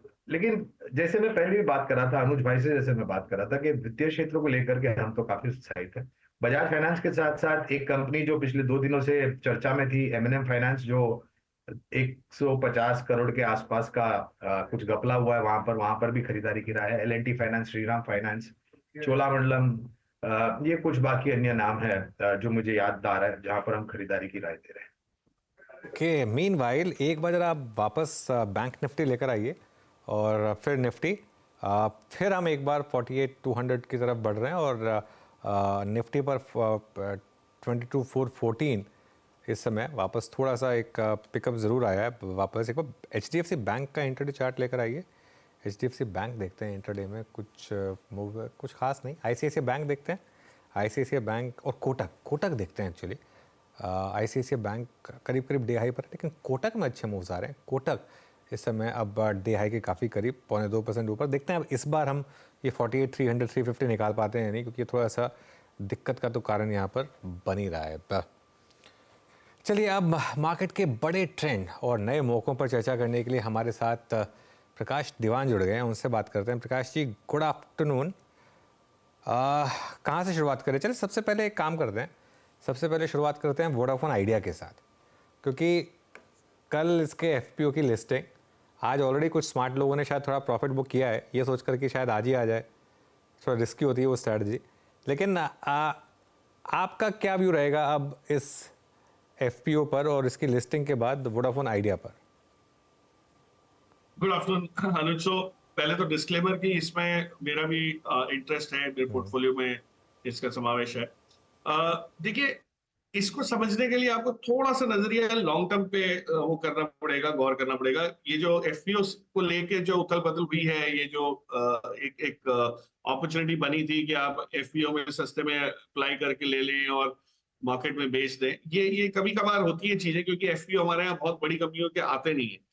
हो ये रहा है कि वोडाफोन का इस एफपीओ के बाद जिस टाइप का रिस्पांस मिला है, 18,000 करोड़ इन्होंने जुटाए, 2,000 करोड़ 700 2,400 कुछ प्रमोटर्स ने डाले, बैंक से इनको लोन करीब 10-15,000 करोड़ का और मिल जाएगा। तो ये जो 30-35,000 करोड़ जो बटोरेंगे, ये इससे एक जो बैंक्रप्सी रिस्क था वो आपका दूर हो गया कि भाई वोडाफोन बंद होने की जो बार बार अटकलें लगती थी, वो नजदीक आ जाता था, एक संभावना बनने लगती थी, वो अब नहीं होगी। होगा ये कि इनको जो पैसा आएगा ये थोड़ा बहुत एक्सपेंशन के लिए करेंगे। ऑफ कोर्स कर्जा अभी भी बहुत है, लेकिन वो एजीआर ड्यूज और वो सब जो सरकारी स्टैट्यूटरी ड्यूज की तरफ से, उसमें हो सकता है सरकार का रुख थोड़ा सा अभी भी सॉफ्ट रहे, ताकि इसको सर्वाइव करने, हेल्दीली ग्रो करने का एक मौका और मिले। मेरे हिसाब से अनुज, ये कंपनी टर्न अराउंड आपको इसमें होते हुए दिखेगा इसके बिजनेस में। अब स्टॉक में वो कितनी जल्दी झलकता है ये कहना बहुत मुश्किल है टाइमिंग वाइज, बट मेरे हिसाब से आपको बिजनेस डेफिनेटली इंप्रूव होते हुए दिखेगा अगले 6-12 महीने में। और उस लिहाज से इतनी बड़ी सेटअप वाली कंपनी को इतनी जल्दी आप उसकी जो वैल्यूएशन अगर देखें, तो कुछ लोगों ने 2 रुपए, 4 रुपए, 7 रुपए की वैल्यूएशन के अनुमान भी लगाए थे। वो इस लिहाज से लगाए थे कि ये आगे चल के कुछ नहीं कर पाएगा, लेकिन इसके बाद एक उम्मीद बनी है कि बिजनेस वापस से इंप्रूव होगा। कुछ सर्कल्स में फोकस करेंगे, they will not try to be pan India, ये जियो या भारती से कम्पीट नहीं करेंगे। और सबसे इंपॉर्टेंट चीज, इलेक्शन के आउटकम के बाद, नतीजों के बाद हो सकता है कि एक टैरिफ हाइक अनाउंस हो जाए। अब वो टैरिफ हाइक अनाउंस होगी तो आप सोच सकते हैं कि इसके लिए, इस कंपनी के लिए बहुत एक लाइफ सेविंग ट्रिगर है वो, क्योंकि रेवेन्यू आपकी बिल्डअप होने लगेगी। जहां इन्होंने अभी भी 4G के क्लाइंट्स को मेंटेन किया हुआ है, सब्सक्राइबर्स को मेंटेन किया हुआ है, उससे इनको आमदनी आने शुरू हो जाएगी और फिर देखी जाएगी 5G का एक्सपेंशन कैसे होता है। बट आई थिंक एक बैंक्रप्सी का रिस्क निकल जाने से, दूर हो जाने की वजह से सिचुएशन थोड़ी सी बदल गई है। और जो पार्टिसिपेशन आया है उससे ये लग रहा है कि इनको लोगों का भी ये मानना है, इंस्टीट्यूशंस का, कि आगे चल के बैलेंस शीट हेल्थ की वजह से ये पीएनएल में भी कहीं ना कहीं झलकना शुरू हो जाएगा improvement. So I believe there is a possibility कि ये आपको थोड़ा सा आउट परफॉर्म करके दिखा सकते। ओके, चलिए ये तो बात हो गई वोडाफोन आइडिया की। अब इस ग्रुप में जो बाकी स्टॉक्स फाइनली चलना शुरू हुए हैं, खैर अल्ट्राटेक तो शुरू से ठीक ठाक चल रहा था, लेकिन बाकी एबी फैशन, एबी कैपिटल और बाकी के ग्रुप स्टॉक्स, हिंडाल्को, ग्रासिम, यहाँ पर क्या व्यू बन रहा है? सो आई थिंक एक रिस्क टेकिंग एबिलिटी जो है इस ग्रुप की वो जाहिर हो रही है। इन्होंने हिंडाल्को को लेते हैं हम फॉर एग्जांपल, आज एक बहुत न्यूज में है, नॉन फेरस मेटल्स में जो तेजी दिख रही है ग्लोबली, वो सप्लाई कम है, डिमांड आपकी बढ़ती जा रही है, चाहे वो कॉपर की हो, एल्यूमिनियम की हो। तो हिंडाल्को के नतीजे जब आए थे तो ये 500 रुपए के करीब जब शेयर गिर गया था, उससे कि इनको नोवेलिस जो यूएस के बिजनेस में बहुत लागत लग रही थी, उसका इन्होंने ऐलान किया और लोग घबरा गए कि इतना पैसा ये अगर वहां लगा देंगे तो बैलेंस शीट वापस स्ट्रेच हो जाएगी। लेकिन ऐसा कुछ हुआ नहीं और वो भी पॉजिटिवली उसको समझ आई लोगों को कि ये पॉजिटिव होगा, क्योंकि डिमांड सिनेरियो ऐसा है। ये अगर एक्सपेंशन कर रहे हैं, देखिए मारवाड़ी ग्रुप है, पैसा वो सोच समझ के लगाते हैं, चाहे वो वोडाफोन में हो, चाहे वो अल्ट्राटेक में हो, चाहे वो हिंडाल्को में हो, बहुत जल्दबाजी कभी भी नहीं होती। और ये बहुत ही समझा और सुलझा हुआ ग्रुप है, तो उनका कैपिटल एलोकेशन कभी भी संदेहजनक रहा भी नहीं है। बट माई सेंसेस हिंडाल्को जैसे बिजनेसेस में टर्न अराउंड आपको जो दिख रहा है, जो इंप्रूवमेंट दिख रहा है, ये थोड़ा सा लंबा चल सकता है। अल्ट्राटेक डेफिनेटली बहुत अच्छा है, लेकिन अनुज महंगा हो गया। आपको तो पता है अल्ट्राटेक में 4,000 के भाव से 2-2.5 साल पहले से बोल रहा हूँ कि ये ग्लोबल लीडर, नेशनल लीडर है, कैपेसिटीज इसकी अच्छी है, एफिशिएंसी बहुत है, लेकिन अब थोड़ा सा वैल्यूएशन इस सारी सेक्टर का जो है वो मेरे हिसाब से स्ट्रेच होता जा रहा है। सो इस समूह में अगर देखें तो एक सेंचुरी टेक्सटाइल एक है जो of course real estate play ज्यादा है, टेक्सटाइल से नाम में है, लेकिन वहां पे आपको हो सकता है कि एक थोड़ी सी अपसाइड अभी भी कैप्चर होनी बाकी है। और रियल एस्टेट साइकिल जिस प्रकार का चल रहा है, खास करके जो हाई एंड रियल एस्टेट वाला है, वहां पे आपको एक इम्प्रूवमेंट थोड़ा बहुत दिख सकता है। बट बाकी छोटी जो कंपनीज है, एपी फैशंस है, उसमें अपना डीमर्जर की एक अलग कहानी बनती हुई समझ आ रही है। और हो सकता है फाइनली वो जो इम्प्रूवमेंट हम नहीं देख पाए थे इतने सालों में, जो बाकी रिटेलर्स में दिख चुका है, चाहे वो ट्रेंड हो, शॉपर स्टॉप हो, वो चीज अब आपको इसमें भी हासिल होती हुई दिखेगी। लेकिन it's too early, I would not से उसकी वजह से पैसा लगाना चाहिए, बट एटलीस्ट शुरुआत हो गई है उस इम्प्रूवमेंट। प्रकाश सर नमस्कार, वीरेंद्र बोल रहा हूँ। कोई केमिकल स्टॉक लिया या फिर क्लाइंट्स को सजेस्ट किया आपने इस वक्त? विनोद नमस्कार। सो केमिकल में जो टर्न अराउंड है ना, वो बहुत ही मतलब डिस्टिंक्टली ग्रेजुअली होता हुआ दिख रहा है।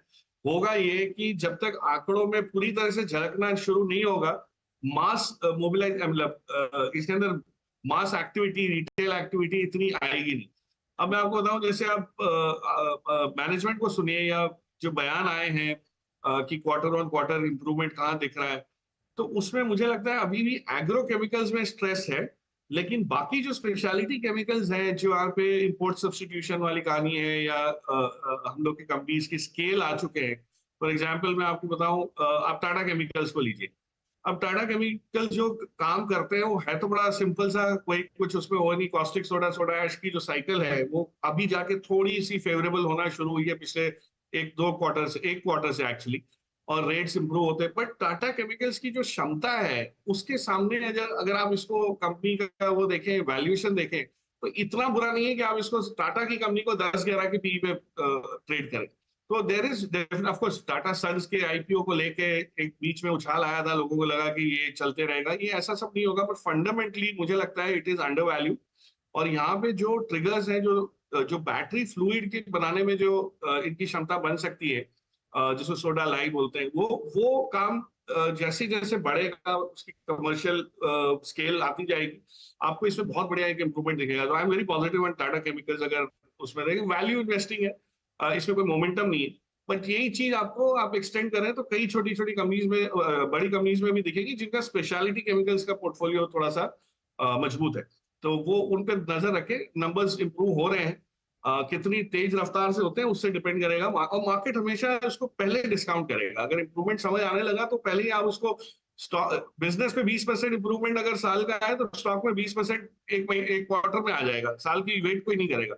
सो there could be some surprises, but थोड़ी देर शायद एक आध क्वार्टर के नंबर्स की अभी भी लोगों को वो है, चेष्टा है कि देख के फिर किया जाए।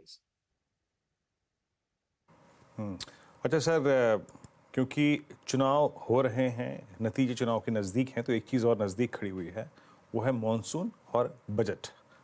ये सरकार का फुल फ्लैज बजट होगा, नवनिर्वाचित सरकार का। मैं एग्जैक्टली जिस सेक्टर को लेकर भूमिका निभा रहा हूँ उसमें आपकी फाइंडिंग बहुत अच्छी रही है। एग्री और आई थिंक फर्टिलाइजर, इस स्पेस में कोई स्टॉक अभी मार्क किया है लोअर लेवल्स पे आपने? एक इंटरेस्टिंग चीज जो समझ आ रही है कि इस बार जो सरकार का बजट आएगा, या जो इम्प्रूवमेंट इंफ्रास्ट्रक्चर में जो रूरल इकोनॉमी के लिए जो फोकस करे, उसमें मैं एग्री से थोड़ा सा दूर जा रहा हूँ, क्योंकि एग्री में अभी तक कोई इस टाइप की पाथ ब्रेकिंग चीज आए, ऐसी अभी तक ऐसा कोई अंदेशा आया नहीं है।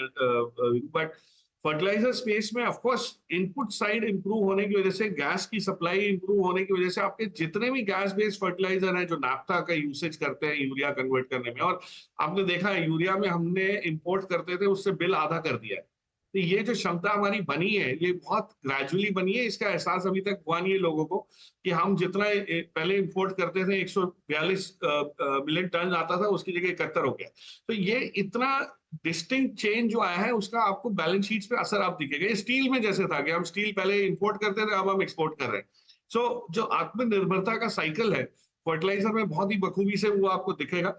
बट एक आध इसमें आप देखिए, जैसे दीपक फर्टिलाइजर है, दीपक फर्टिलाइजर में प्रमोटर बाइंग इतनी खासी हुई है। आप यहाँ से देखें 530-535 के करीब मेरे हिसाब से आना शुरू हुआ था इंडिकेशन, अब वो आज 600 के ऊपर निकल गई ये चीज। वो इसलिए हो रही है कि बिजनेस साइकिल टर्न अराउंड हो रहा है। So I think Deepak is one of the best. Deepak fertilizer की बात कर रहा हूँ, नाइट्राइट की बात नहीं कर रहा। तो एक इसको आप देखें। दूसरा, जो बजट को लेके या इलेक्शन के बाद सरकार का जो नया जो नई नीति आएंगी और उसमें से अगर कुछ लेना है तो गैस इंफ्रास्ट्रक्चर में देखिए Veeru, I think gas will surprise the market. मैं कई टाइम से बोलते आ रहा हूँ कि gas authority of India, Petronet, LNG, इस टाइप की कंपनीज हैं। अब आपको सिटी गैस डिस्ट्रीब्यूशन के इंफ्रास्ट्रक्चर प्रोवाइड करने वालों में आपको बहुत बढ़िया मूवमेंट्स दिखेंगी। उसमें कुछ कंपनीज हैं जो पाइप्स बनाती हैं, जो वॉल्स बनाती हैं, कंप्रेसर्स बनाती हैं, तो मतलब वैल्यू चेन काफी बड़ी है। तो उसमें अगर आप थोड़ी बहुत खोजबीन करें तो वहां पे आपको दिखना शुरू होगा कि ऑर्डर बुक्स कैसे बढ़ सकती है। आप आज हमारे शहरों में जो गैस मिल रही है वो बहुत ही गिनती के कुछ चुनिंदा शहरों में मिल रही है। यही चीज अगर हर शहर में आ गई तो आप सोच सकते हैं कि इसकी अपॉर्चुनिटी साइज कितनी है। तो मेरे हिसाब से gas will probably be the big surprise. अगले 1-2 साल की बात नहीं कर रहा मैं, अगले 3-5 साल में बहुत बड़ा इंप्रूवमेंट आपको दिखेगा। और अभी भी गैस अथॉरिटी ऑफ इंडिया 140-150 पे डिस्कस किया, 200 हो गया, फिर भी वैल्यूएशन के तौर पे मुझे लगता है कि रिप्लेसमेंट कॉस्ट देखें या अर्निंग्स देखें या जो डिविडेंड पे आउट्स इसका होते हैं वो देखें, हर मायने में ये बहुत ही मजबूत अपॉर्चुनिटी है। अच्छा, बहुत इंटरेस्टिंग चीज़ हो रही है। बैंक निफ्टी अब डे हाई के काफ़ी करीब आया, लेकिन निफ्टी अभी भी डे हाई से काफ़ी दूर है। बहुत इंटरेस्टिंग। निफ्टी देखिए आप, निफ्टी डे हाई के करीब भी नहीं है, निफ्टी बैंक लेकिन डे हाई के काफ़ी करीब है, और उसका कारण है निफ्टी आईटी। निफ्टी आईटी लेकर आइए ज़रा स्क्रीन पर। टीसीएस ने काफ़ी प्रेशर डाला मार्केट के ऊपर, निफ्टी आईटी सिंक हुआ है बुरी तरीके से, और टीसीएस देखिए, टीसीएस अब 3832 पर। प्रकाश, ऐसा क्या हुआ टीसीएस में? नंबर्स ठीक ठाक थे, कुछ ख़राब नहीं थे, और ऐसा भी नहीं था कि स्टॉक में पहले से कोई प्री पोजिशनिंग हो गई थी, बल्कि प्रमोटर्स ने थोड़ा बेचा था तो उल्टा और थोड़ा सा डाउन ही था, लेकिन रिकवरी नहीं हो रहा है टीसीएस, ऐसा क्यों? हेलो, इंटरेस्टिंग जी, क्या हो रहा है? देखिए, टीसीएस में तो इनफैक्ट मार्जिन इंप्रूव है, 23.6 की करीब, 25.6 की जगह 26 या कुछ इस टाइप के 60 बेसिस पॉइंट का इंप्रूवमेंट भी मुझे याद था। वो ये रहा है कि मार्केट को जो उम्मीद है कि इसके बाद जो बड़े ट्रिगर्स हैं वो आपके हायरिंग से निकलेंगे, हायरिंग का इंडिकेशन कुछ होगा, लेकिन जिस हिसाब से टीसीएस अपनी हायरिंग को अभी भी कर्टेल करने की उसमें लगा है कि भाई आप घर ऑफिस नहीं आएंगे अगर 60% से नीचे अटेंडेंस में बोनस नहीं मिलेगा, तो इस वो क्या रहा है कि ये जो ट्रांजिशन है वर्क फ्रॉम होम से वापस ऑफिस में ला के काम करना, यूटिलाइजेशन बढ़ाना, बेंच की स्ट्रेंथ को एफिशिएंटली यूज करना, ये सब चीजों में अभी भी मार्केट को ये कन्विक्शन नहीं आ रहा कि ग्रोथ आ पाएगा। Growth in the sense margin या रेवेन्यू तो आ जाएगा, रेवेन्यू आ जाएगा, लेकिन प्रॉफिटेबिलिटी ग्रोथ नहीं होगी। यही चीज इन्फोसिस के नंबर्स में आई, प्रॉफिटेबल ही नहीं हो रहा है। सो मुझे ये लग रहा है कि जब तक कि global IT spending scenario change नहीं होता, इन सारी कंपनीज पे दबाव रहेगा।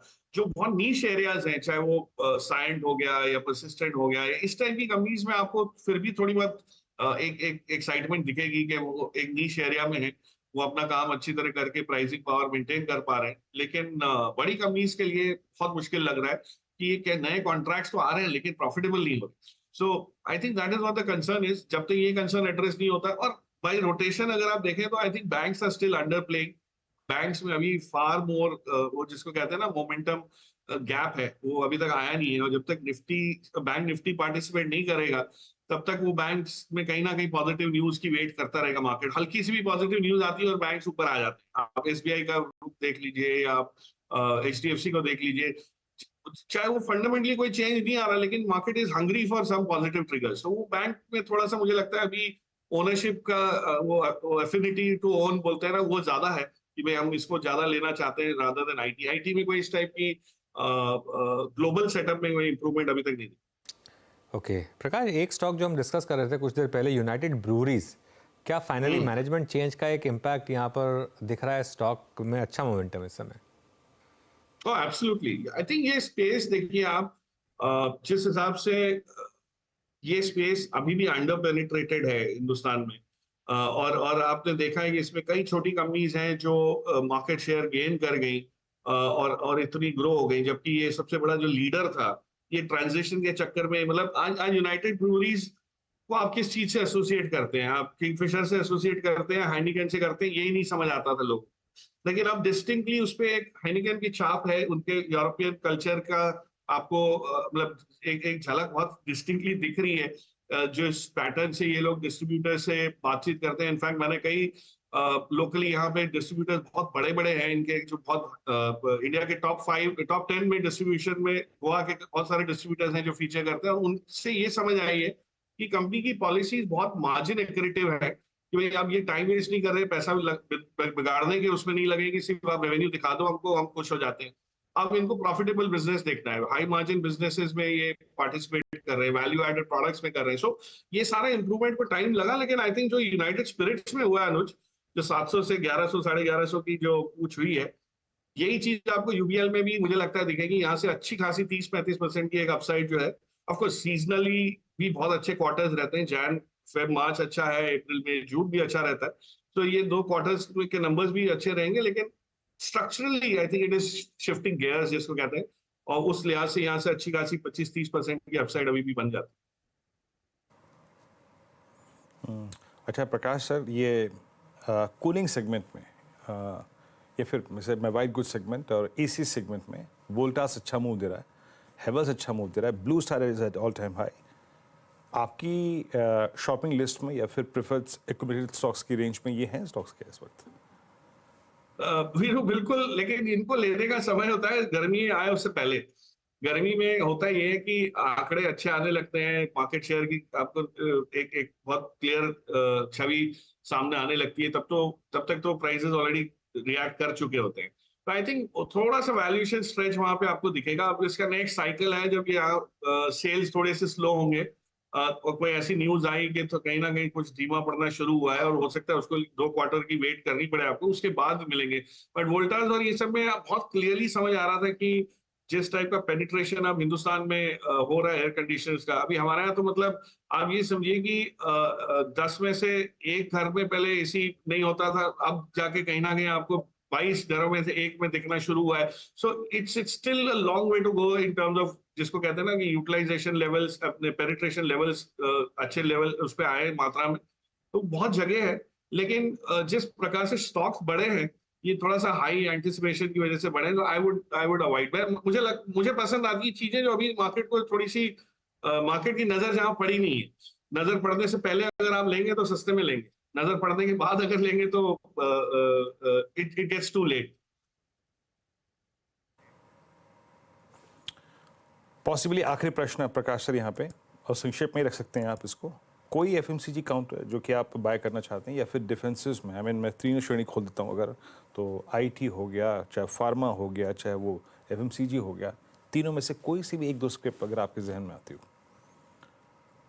मैं बिल्कुल संक्षेप में एक ही अगर मैं वो दूंगा नाम, तो वो है आईटीसी। आज आप आईटीसी देखिए, पिछले पूरे साल में वीरू सिर्फ 5-7% की बढ़त हासिल हुई शायद, मेरे ख्याल से, मैथमेटिकली आई डोंट, पर मैंने जो अनुमान लगा रहा हूँ कि 430 के करीब जो मिल रहा है आपको, एक बहुत बड़ा ओवरहैंग जो बैट का था वो निकल चुका है। इनके पास ऐसे प्रोडक्ट्स हैं जो बहुत एफएमसीजी में तो है ही है, और बाकी बिजनेसेस जो हैं वो सारे अभी अंडर वैल्यूड है, चाहे होटल्स हो, पेपर हो। तो आई थिंक कहीं ना कहीं एक रीसेट जब आएगा, और जब ईटीएफ का पैसा वापस आना शुरू होगा, एक्टिव फंड्स का वापस होगा, हो सकता है इलेक्शन के आउटकम के बाद हो, तब ये सारी कंपनीज में बहुत तेज रफ्तार आएगी, जो हेवी वेट्स भी हैं और फंडामेंटली बहुत अच्छी चीज ऑफर कर रहे हैं।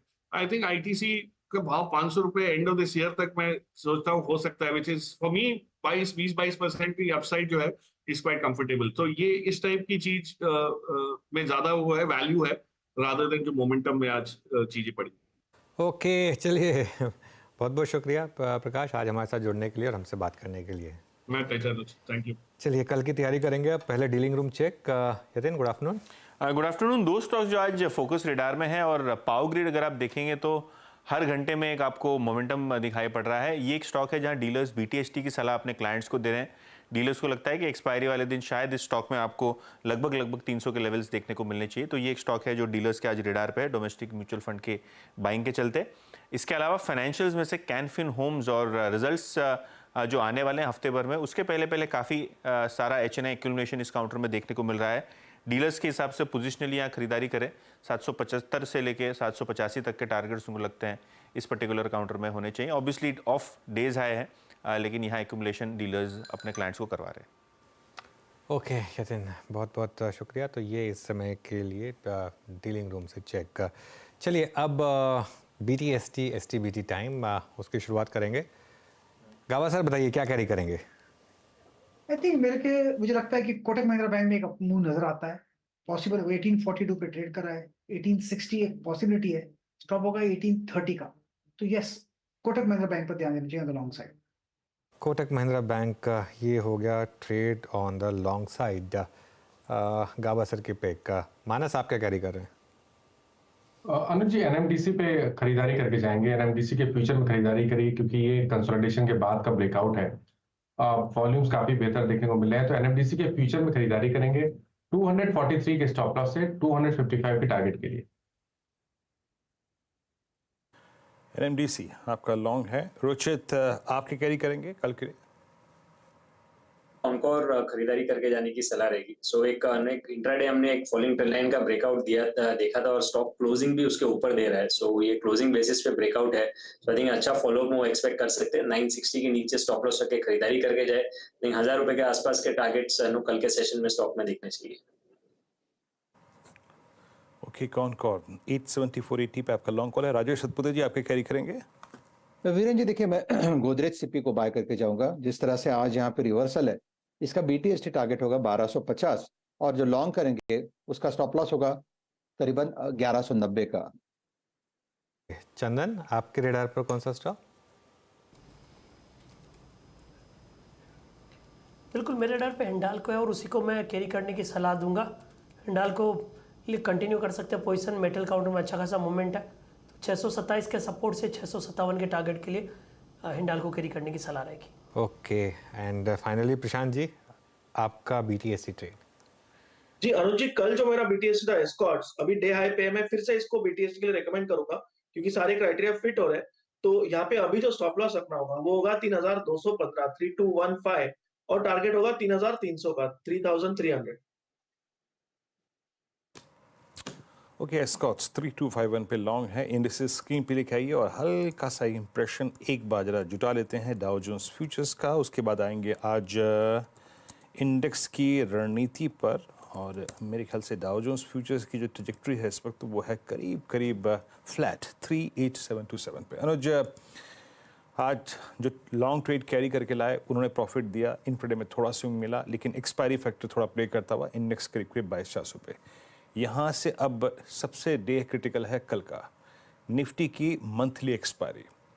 व्यू क्या रहेगा इंडेक्स पे, क्या करना चाहिए? मेरे थोड़ा सा मैं आज एक बोल्ड कॉल ले रहा हूँ क्योंकि कल एक्सपायरी है, तो ऑब्वियसली गलत जाने के चांसेस हैं। लेकिन अगेन मैं एक चीज़ कहूँगा, मार्केट में जो मार्केट ब्रेड्थ है आज की और जिस तरीके से बैंक निफ्टी बंद हो रहा है, मुझे लगता है कि आप निफ्टी में फिर कैरी करिए। और देखिए एक चीज़ है, निफ्टी में कैरी करने पे आपका कुशन बढ़ता जा रहा है। आज ठीक है इंटरडे में आपने बुक किया नहीं किया अपनी तरफ है, लेकिन अगर आप कैरी कर रहे हैं तो 30 40 50 पॉइंट सही मिल तो रहे हैं कुछ ना कुछ, तो लॉन्ग कैरी करें। और एक चीज़ मैं आपको बोलूं, अगर आप अग्रेसिव रिस्क टेकर हैं यहाँ पर, तो आप निफ्टी IT में लॉन्ग करने की कोशिश करें। खैर निफ्टी में तो हर डिप पर बाय करें। IT स्टॉक्स में समहाउ मुझे ऐसा लग रहा है कि ये जो आज गिरावट आई है, कल इसका रिवर्सल होगा, ये पॉसिबिलिटी लग रही है मुझे, क्योंकि आज नैस्डैक में अच्छी खासी तेज़ी के चांसेस हैं। आज टेस्ला का एक्चुअल रिएक्शन आएगा वहाँ पर आफ्टर आवर्स का रिएक्शन के बाद का, और देखते हैं। तो ये एक कॉन्ट्रा कॉल हो सकती है, लेकिन अगर आप अग्रेसिव ट्रेडर हैं, रिस्क ले सकते हैं, तो कोशिश करें थोड़े से IT स्टॉक्स। आई थिंक 2-3 कंपनियों के नंबर्स भी आ रहे हैं। आज LTI माइंट्री के हैं, ओरेकल के हैं, कल टेक महिंद्रा के आने हैं, तो एक शायद ट्रेड बन सकता है यहाँ पर।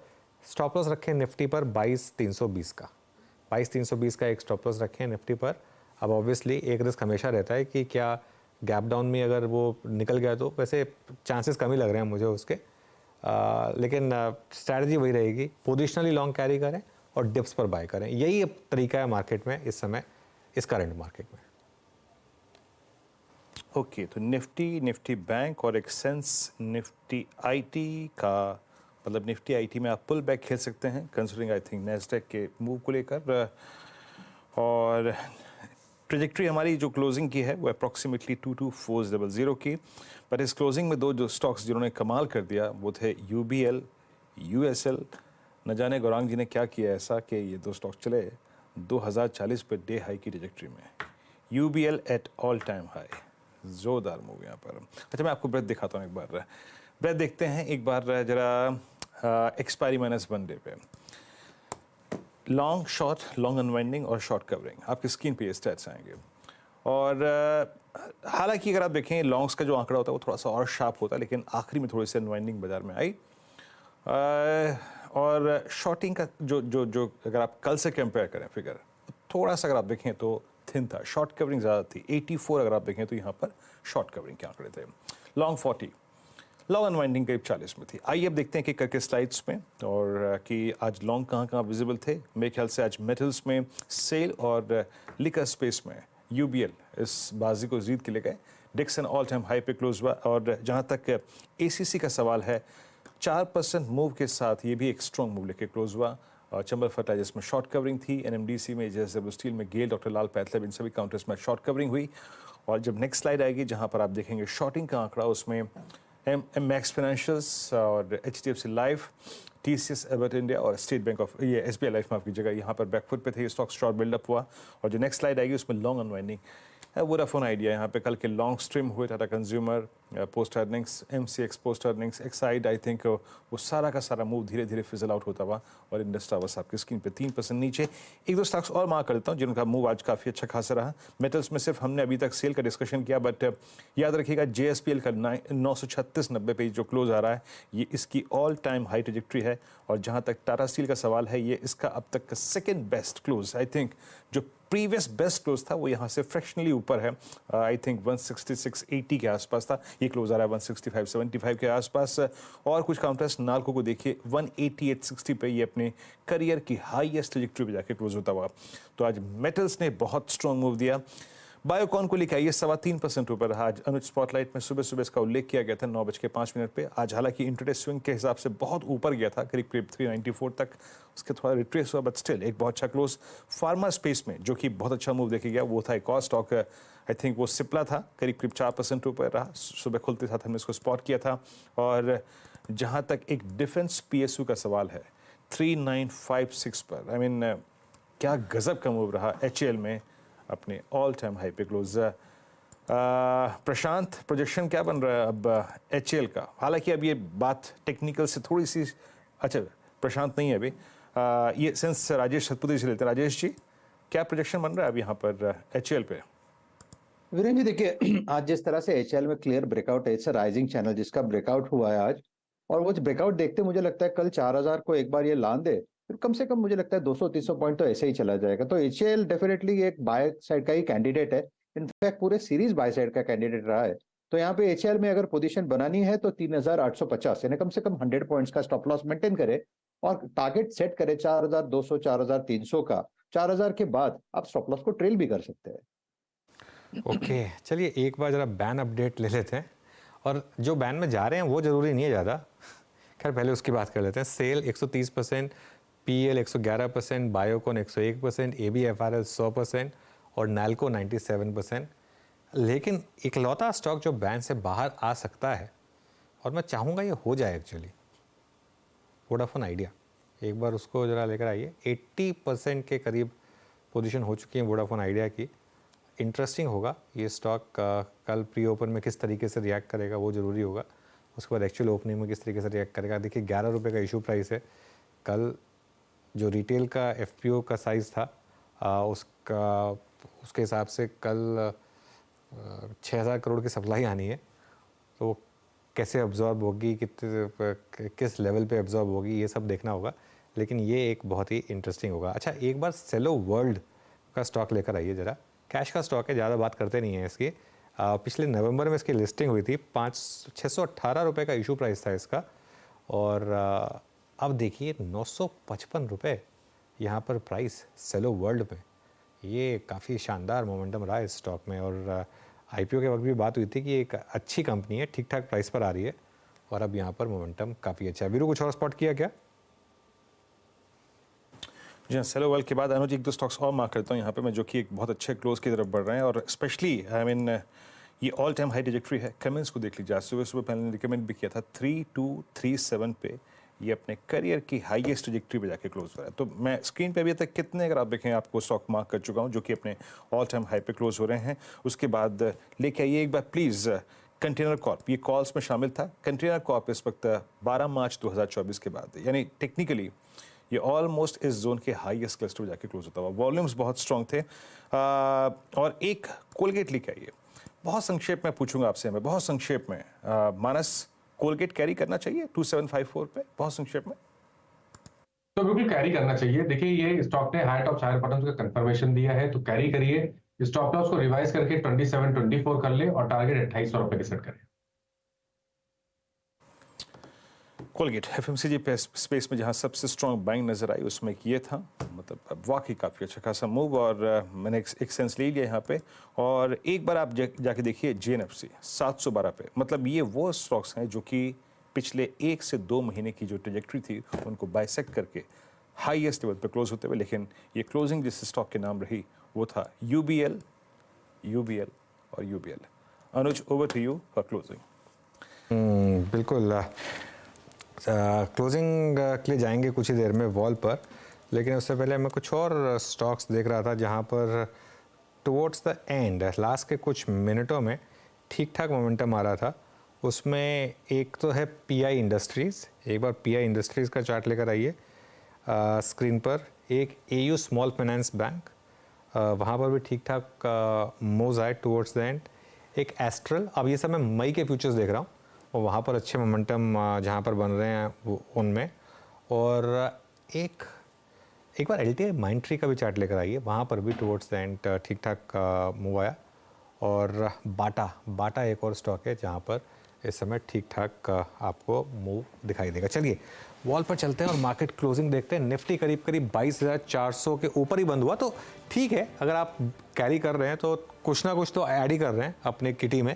बैंक निफ्टी में अच्छे मूव आए करीब 220 पॉइंट के, लेकिन अगेन ये उस ऑप्शन क्लस्टर को नहीं पार कर पाया। वो 48,200 टू 48,300 का जोन था, उसको नहीं पार कर पाया। निफ्टी आईटी करीब 250 पॉइंट नीचे था, ये आज इसने निफ्टी को काफ़ी परेशान किया। हालांकि मिड कैप्स में अभी भी तेज़ी है, मिड कैप इंडेक्स 3/4% ऊपर था और स्मॉल कैप इंडेक्स करीब 1/3% ऊपर था। एडवांस डिक्लाइन फिर पॉजिटिव था, 1450 बढ़ने वाले शेयर, 850 गिरने वाले शेयर। अब आप जरा सेक्टोरल हीट मैप लेकर आइए, देखते हैं सेक्टर्स में क्या हुआ। आईटी हमने डिस्कस किया वीक था, ऑटो थोड़ा सा वीक था और पीएसयू बैंक हल्का सा वीक था, लेकिन अदर पीएसयू में अच्छे मूव्स थे। CPSC index, oil and gas index में अच्छा मूव्स थे। कैपिटल गुड्स इंडेक्स में बहुत शानदार मूव आए करीब 1% के। रियल्टी इंडेक्स लगातार स्ट्रांग है। फाइनेंशियल सर्विसेज इंडेक्स ये भी स्ट्रांग था आज। निफ्टी फार्मा स्ट्रांग था। मेटल्स, आज का index of the day metals, 2.5% की तेज़ी। लगातार बात हुई है कि मेटल्स में फोकस रखिए, इसका चाहे तो ETF ले लें या बास्केट अप्रोच बना लें, ये आपको स्पेस बहुत पैसा बना के देने वाली है। चलिए अब निफ्टी का हीट मैप लेकर आते हैं और देखते हैं कहाँ पर तेज़ी कहाँ पर मंदी। सबसे ऊपर हिंडाल्को 4% ऊपर हिंडाल्को का स्टॉक, उसके बाद JSW स्टील ये भी 4% ऊपर, Tata steel, Cipla, power grid, Kotak, UltraTech cement, ये वी-गार्ड कहाँ से आएगा, कुछ गलती है यहाँ पर। Bajaj finance, Apollo hospitals, Divi's labs, इसको ज़रा रिफ्रेश करते हैं निफ्टी के हीट मैप को, हल्की सी दिक्कत है यहाँ पर। उसके अलावा जो स्टॉक्स नीचे थे उसमें टाटा कंज्यूमर, वापस लेकर आते हैं जरा निफ्टी का हीट मैप और देखते हैं कि कहाँ पर मंदी थी। ओके, कुछ गड़बड़ है वहाँ पर। Tata consumer, Bajaj auto, tech Mahindra, HDFC life, Maruti, ये कुछ स्टॉक्स थे। रिलायंस जहाँ पर आज हल्की सी वीकनेस दिखाई दी। चलिए एक बार सीधा सौदा की टीम्स का अपडेट ले लेते हैं। पहले आशीष की या नीरज की टीम लेकर आते हैं जरा एक बार। ओके, ये नीरज की टीम आपकी स्क्रीन पर और उसके बाद आशीष की टीम आएगी आपकी स्क्रीन पर। दोनों टीम्स इस समय आपकी स्क्रीन पर। वीरो जी हाँ, तो एक टिपिकल एक्सपायरी का जो इम्पैक्ट था वो निफ्टी बैंक की क्लोजिंग पे नज़र आया और मिड सेशन तक आते आते 48,200 पे करीब 2.25 करोड़ कॉल राइटर थे। उनका जो काम था वो बखूबी काम कर गया, बट हम यहाँ से लॉन्ग कैरी कर रहे हैं। That's super, I think best US markets के लिए। आज डाउ जोन्स फ्यूचर्स बिल्कुल फ्लैट। कल अनुज, मेरी, आशीष और नीरज जी के फिर आपसे सुबह मुलाकात होगी मॉर्निंग कॉल में और उसके बाद मुनाफे की तैयारी में। तब तक के लिए नमस्कार।